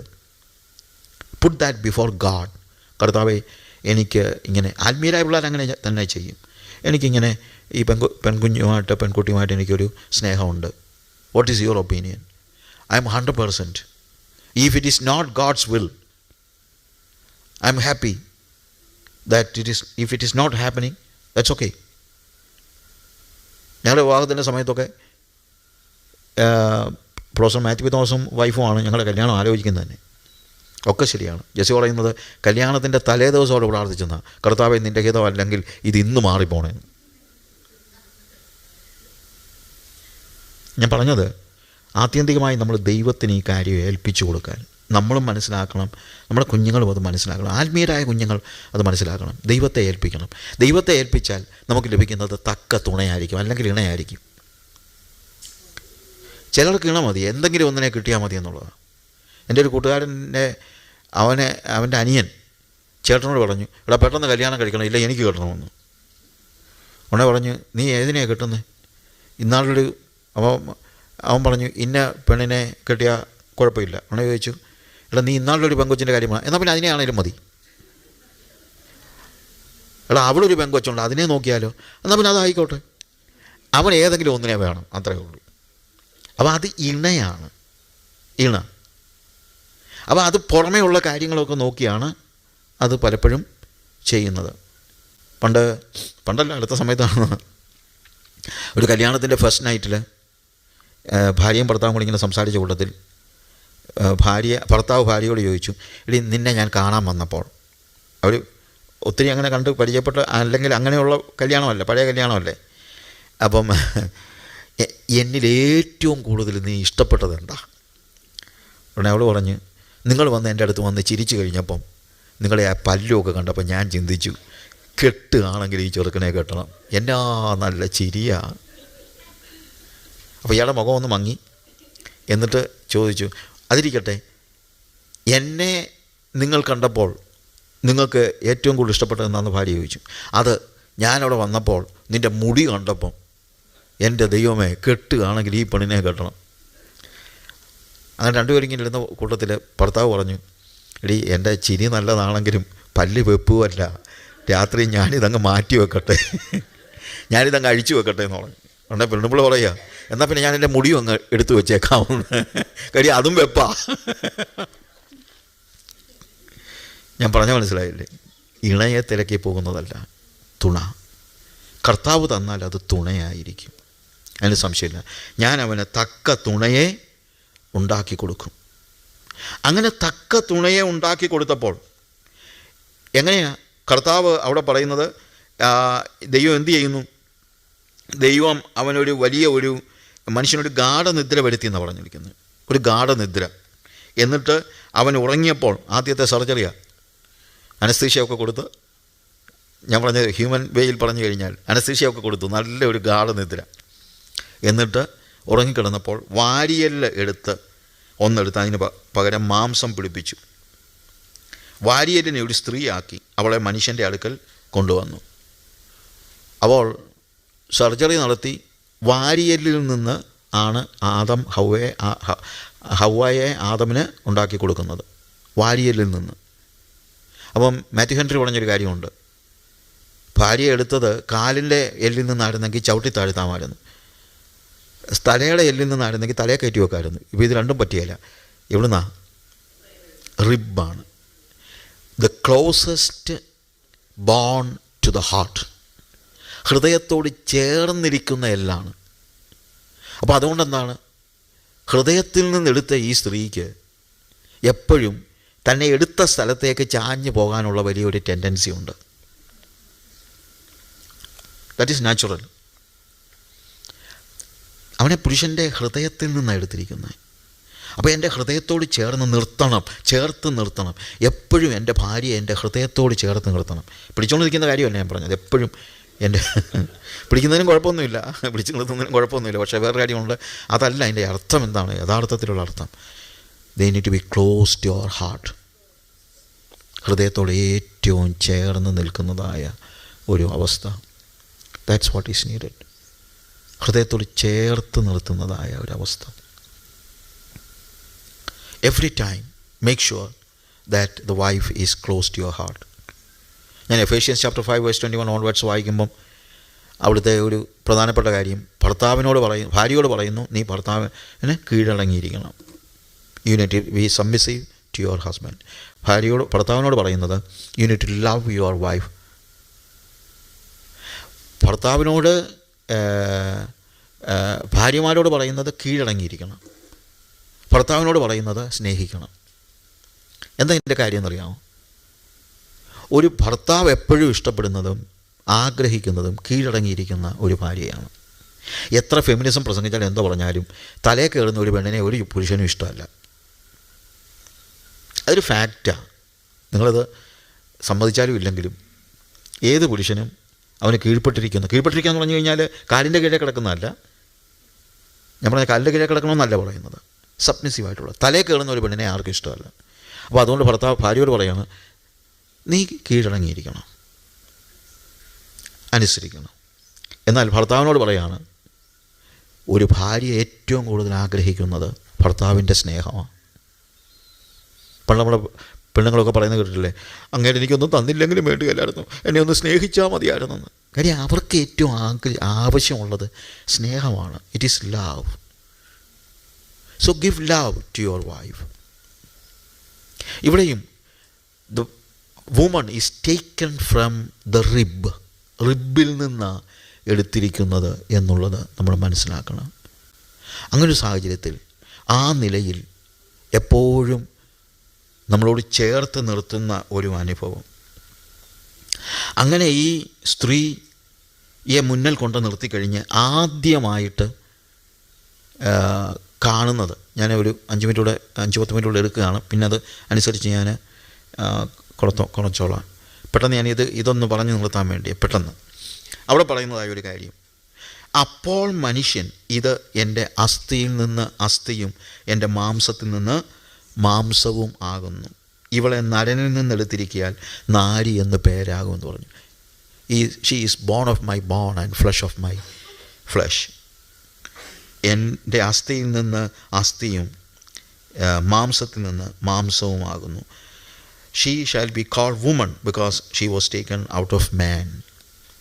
She is part of me. അവൻ പറയുന്ന ഇതാണ്, എൻ്റെയാണ്, എൻ്റെ അസ്ഥിയിൽ നിന്ന് അസ്ഥിയാണ്, എൻ്റെ മാംസത്തിൽ നിന്ന് മാംസമാണ്, എന്നിൽ നിന്ന് എടുത്തിരിക്കുകയാണ്. You see the difference.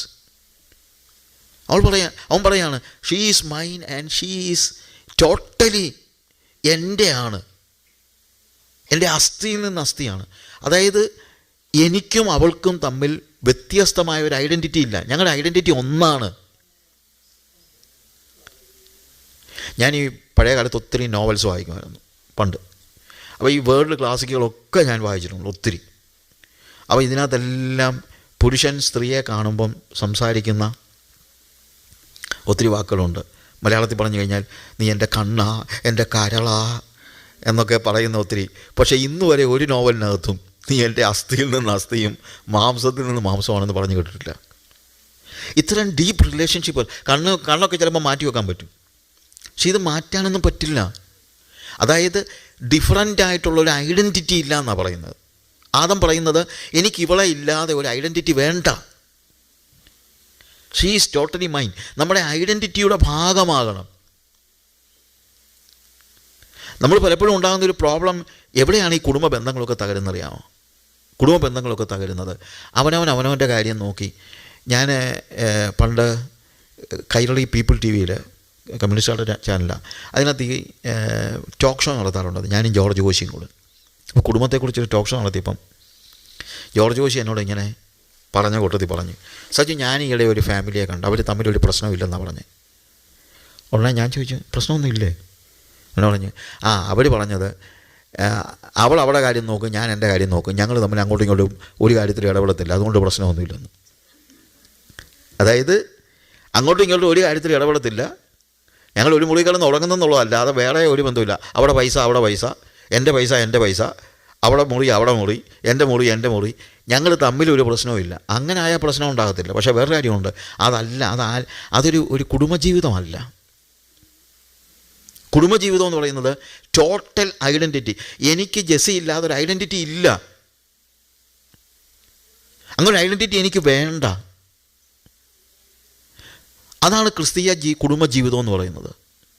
ഭാര്യയുമായിട്ടുള്ള അങ്ങനെയുള്ള അഭേദ്യമായ ബന്ധം നമുക്കുണ്ടാകണം. That's what we see here. ഇവിടെ എന്നിൽ നിന്നാണ് എടുത്തിരിക്കുന്നതാണ് ആദം പറയുന്നത്, എന്നിൽ നിന്നാണ് എടുത്തിരിക്കുന്നത്. She is mine, she is part of me. I have no identity without my wife. എൻ്റെ ഭാര്യ ഇല്ലാത്ത ഒരു ഐഡൻറ്റിറ്റി എനിക്ക് ഇല്ല, എനിക്ക് വേണ്ട. അത്രയ്ക്കുള്ള ആ ഡെപ്ത്ത് റിലേഷൻഷിപ്പിലെ ഡീപ്പ് ഒരു റിലേഷൻഷിപ്പ് അതാണ് ഉണ്ടായിരിക്കുന്നത്. അത് നമ്മൾ മനസ്സിലാക്കണം.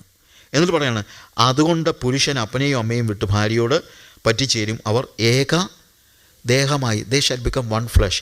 ഇവിടെ ഓരോന്നും പറയുന്നത് അപ്പനെയും അമ്മയും വിട്ട് ഭാര്യയോട് പറ്റിച്ചേരും. എൻ്റെ മോള് SAPC പഠിച്ചുകൊണ്ടിരുന്ന സമയത്ത് ഒരു മദാമ്മ വന്ന് ക്ലാസ് എടുത്തിട്ട് അപ്പം അവർ ചോദിച്ചു, after the marriage where you are going to stay? With your parents? അവൾ പറഞ്ഞു, yes, of course. No, that is not biblical. You should not live with your parents.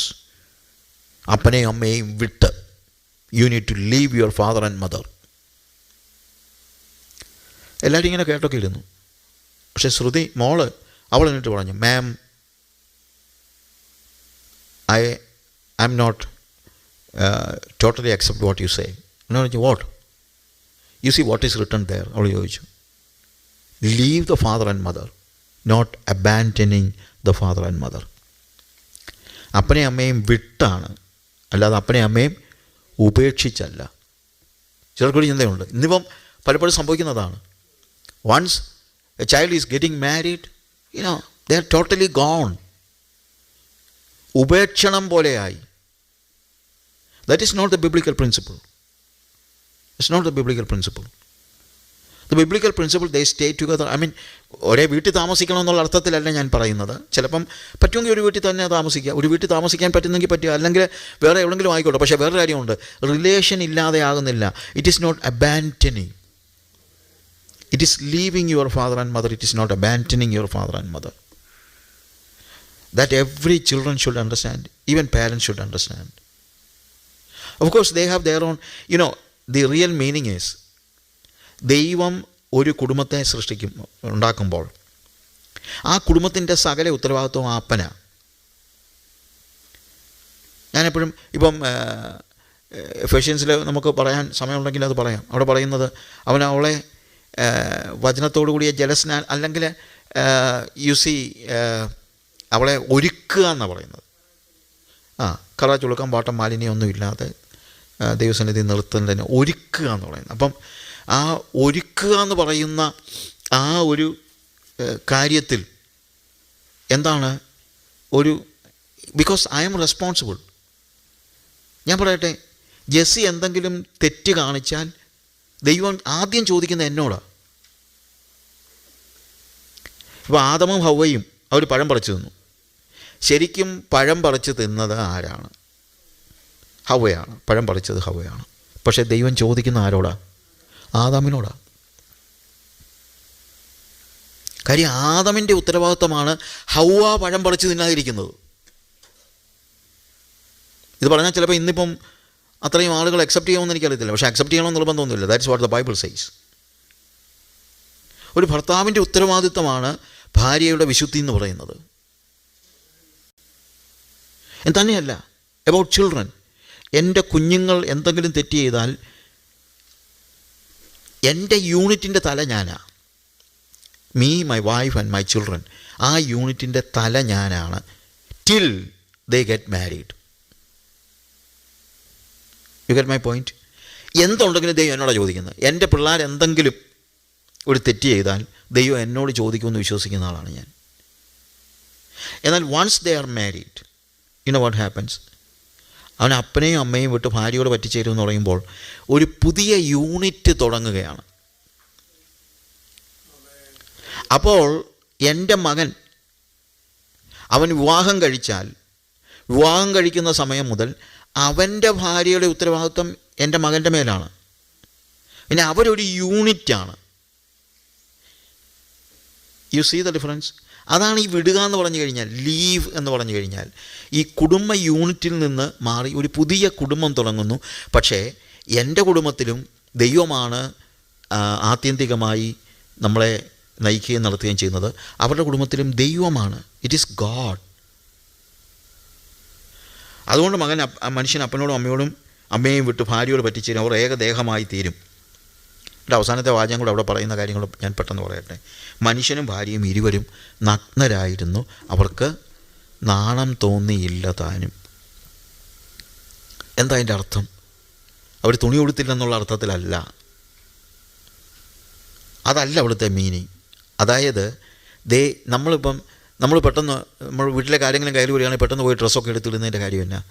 V have some private parts and we do not want to expose our private parts to others. മറ്റുള്ളവരിലേക്ക് എൻ്റെ പ്രൈവറ്റായിട്ടുള്ള എൻ്റെ body എനിക്ക് മറ്റൊരാളെ കാണിക്കുന്ന ഇഷ്ടമില്ല. എനിക്ക് അങ്ങനെ ഒരു പ്രൈവസി ഉണ്ട്. എൻ്റേതായ ഒരു ലോകം എനിക്കുണ്ട്. പക്ഷേ ആദ്യത്തെ ഭാര്യയും ഭർത്താവും അവരുടെ ജീവിതത്തിൽ, ഭാര്യയും അവിടെ എഴുതിയിരിക്കുന്ന മനുഷ്യനും ഭാര്യയും ഇരുവരും നഗ്നരായിരുന്നു, അവർക്ക് നാണം തോന്നിയില്ല. അവർക്ക് പ്രൈവറ്റായിട്ടുള്ളൊരു ലോകമില്ലായിരുന്നു. ബോഡിയിലെ പാർട്സ് അല്ല ഞാൻ ഉദ്ദേശിക്കുന്നത്. അവർക്ക് പ്രൈവറ്റായൊരു ലോകമില്ല. അവരൊന്നാണ്. ഒരു ദേഹം, ഇരുവരും ഒരു ദേഹമായി തീരുമെന്നല്ലേ. അവരൊന്നാണ്. അവർക്ക് ഭാര്യയ്ക്ക് ഭാര്യയുടെ ഒരു ലോകവും ഭർത്താവിന് ഭർത്താവിൻ്റെ ഒരു ലോകവുമില്ല. ഞാനന്ന് ടി വിയിലെ ആ പ്രോഗ്രാമിന് പറഞ്ഞതുപോലെ, ജോർജ് ജോഷി പറഞ്ഞതുപോലെ, അവർ തമ്മിലൊരു പ്രശ്നമില്ല. കാര്യം എന്താണെന്ന് വെച്ച് കഴിഞ്ഞാൽ അവർക്ക് അവരുടെ ലോകം, ഭാര്യയ്ക്ക് ഭാര്യയുടെ ലോകം, ഭർത്താവിന് ഭർത്താവിൻ്റെ ലോകം. അവർ തമ്മിൽ ഒരു കാര്യവും ഡിസ്കസ് ചെയ്യത്തില്ല, ഒരു കാര്യമില്ല. അങ്ങനെയല്ല. ഭാര്യയും ഭർത്താവും ഒന്നാണ്. അവർക്ക് മറയ്ക്കാനൊന്നുമില്ലെന്നുള്ളതാണ് ഇവിടുത്തെ അർത്ഥം. മറയ്ക്കാനൊന്നുമില്ല. കുടുംബ ബന്ധത്തിൽ ഭാര്യയ്ക്കും ഭർത്താവിനും മറയ്ക്കാനൊന്നുമില്ലാത്ത അവസ്ഥയാണ് യഥാർത്ഥ ആത്മീയ കുടുംബത്തിൻ്റെ പ്രത്യേകത. ഭാര്യയ്ക്ക് മറയ്ക്കാനൊന്നുമില്ല, ഭർത്താവിന് മറയ്ക്കാനൊന്നുമില്ല. ഒരു പ്രൈവറ്റ് ലോകമില്ല. ഇന്നത്തെ ഒരു പ്രശ്നം നമ്മളെല്ലാം പ്രൈവറ്റായിട്ടുള്ള അവരവരുടെ ഒരു ലോകമുണ്ട്. അതിലേക്ക് കടക്കാൻ സ്വന്തം ഭാര്യയെപ്പോലും ആരും അനുവദിക്കത്തില്ല. എൻ്റെ പ്രൈവറ്റ് ലോകത്തിലേക്ക് കടക്കാൻ എൻ്റെ ഭാര്യയെപ്പോലും അനുവദിക്കാതിരിക്കുന്നത് ബിബ്ലിക്കൽ പ്രിൻസിപ്പിൾ അല്ല. എനിക്കൊരു പ്രൈവറ്റ് ലോകമില്ലാത്ത ഒരവസ്ഥ. ഇന്നിപ്പം മൊബൈൽ ഫോണും മറ്റുള്ള കാര്യങ്ങളും. അപ്പം സാധാരണ ഒരു ഉദാഹരണമായിട്ട് ഞാൻ പറയാറുള്ളൊരു കാര്യമുണ്ട്. ഒരുത്തന് പെട്ടെന്ന് നെഞ്ചിന് വേദന വന്നു, ഹാർട്ട് അറ്റാക്ക് പോലെ, ഹാർട്ട് അറ്റാക്ക് ആണെന്ന് തോന്നുന്നു, അങ്ങനെ വരിക. ഭയങ്കര പെയിൻ എടുത്ത് കഴിഞ്ഞപ്പം പെട്ടെന്ന് ഭാര്യയെ വിളിച്ചിട്ട് പറഞ്ഞു, നീ ജോർജ് കുട്ടി ഒന്ന് വിളിച്ചേ, വണ്ടിയും കൊണ്ടൊന്ന് വരാൻ പറ. ഇപ്പം ഡ്രൈവ് ചെയ്ത് പോകാൻ പറ്റിയല്ലോ. ജോർജ് കുട്ടി ഒന്ന് വിളിച്ചേ, വണ്ടിയും കൊണ്ട് വരാൻ പറ, ഞാനിപ്പം ചാകും. അവിടെ ഭാര്യ ഭർത്താവിൻ്റെ മൊബൈൽ ഫോൺ എടുത്തിട്ട് പറഞ്ഞു, ജോർജ് കുട്ടിയുടെ നമ്പരൊന്ന് പറയണമല്ലോ, നിങ്ങളിതിൻ്റെ പാസ്വേഡ് ഒന്ന് പറഞ്ഞേ. ഏതാ? ജോർജ് കുട്ടിയെ വിളിക്കാൻ നിങ്ങളുടെ ഫോണിൻ്റെ പാസ്വേഡ് ഒന്ന് പറഞ്ഞേ. എന്നെ ഭർത്താവ് പറയാം, വേദനയ്ക്ക് ഇച്ചിരി കുറവുണ്ട്.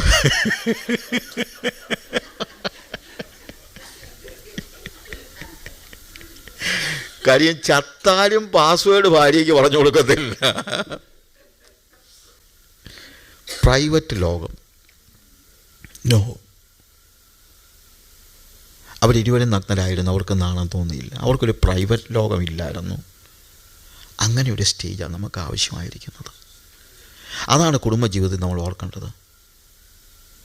എല്ലാവരും എല്ലാം ഓപ്പണായിട്ടുള്ള പ്രൈവറ്റ് ലോകമില്ലാത്ത. എനിക്ക് മറയ്ക്കാനൊന്നുമില്ല. എൻ്റെ ഭാര്യയിൽ നിന്നോ എൻ്റെ മക്കളിൽ നിന്നോ എനിക്ക് മറയ്ക്കാനൊന്നുമില്ല. അല്ലാത്തവരിൽ നിന്ന് പോലും മറയ്ക്കാനില്ല. എനിക്ക് എൻ്റെ ഒരു ലോകം അങ്ങനെ ഞാൻ മാറ്റി വച്ചിട്ടില്ല. എനിക്കത് വേണ്ട. എൻ്റെ ഫോണ് ആർക്ക് വേണമെങ്കിലും തുറന്നു നോക്കാവുന്ന ഫോണാണ്. ഇതിനകത്ത് അശുദ്ധമായത്, ഞാനെപ്പോഴും അതിനെക്കുറിച്ച് ഹോളിനെസ്സിനെ കുറിച്ച് പറയുമ്പോൾ പറയാറുള്ള കാര്യമുണ്ട്.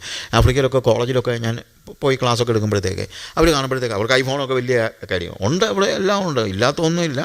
എങ്കിലും ഞാനിങ്ങനെ പറയും, this is an iPhone, you know that. എല്ലാവർക്കും അറിയാം, പിള്ളേർക്കെല്ലാം അറിയാം.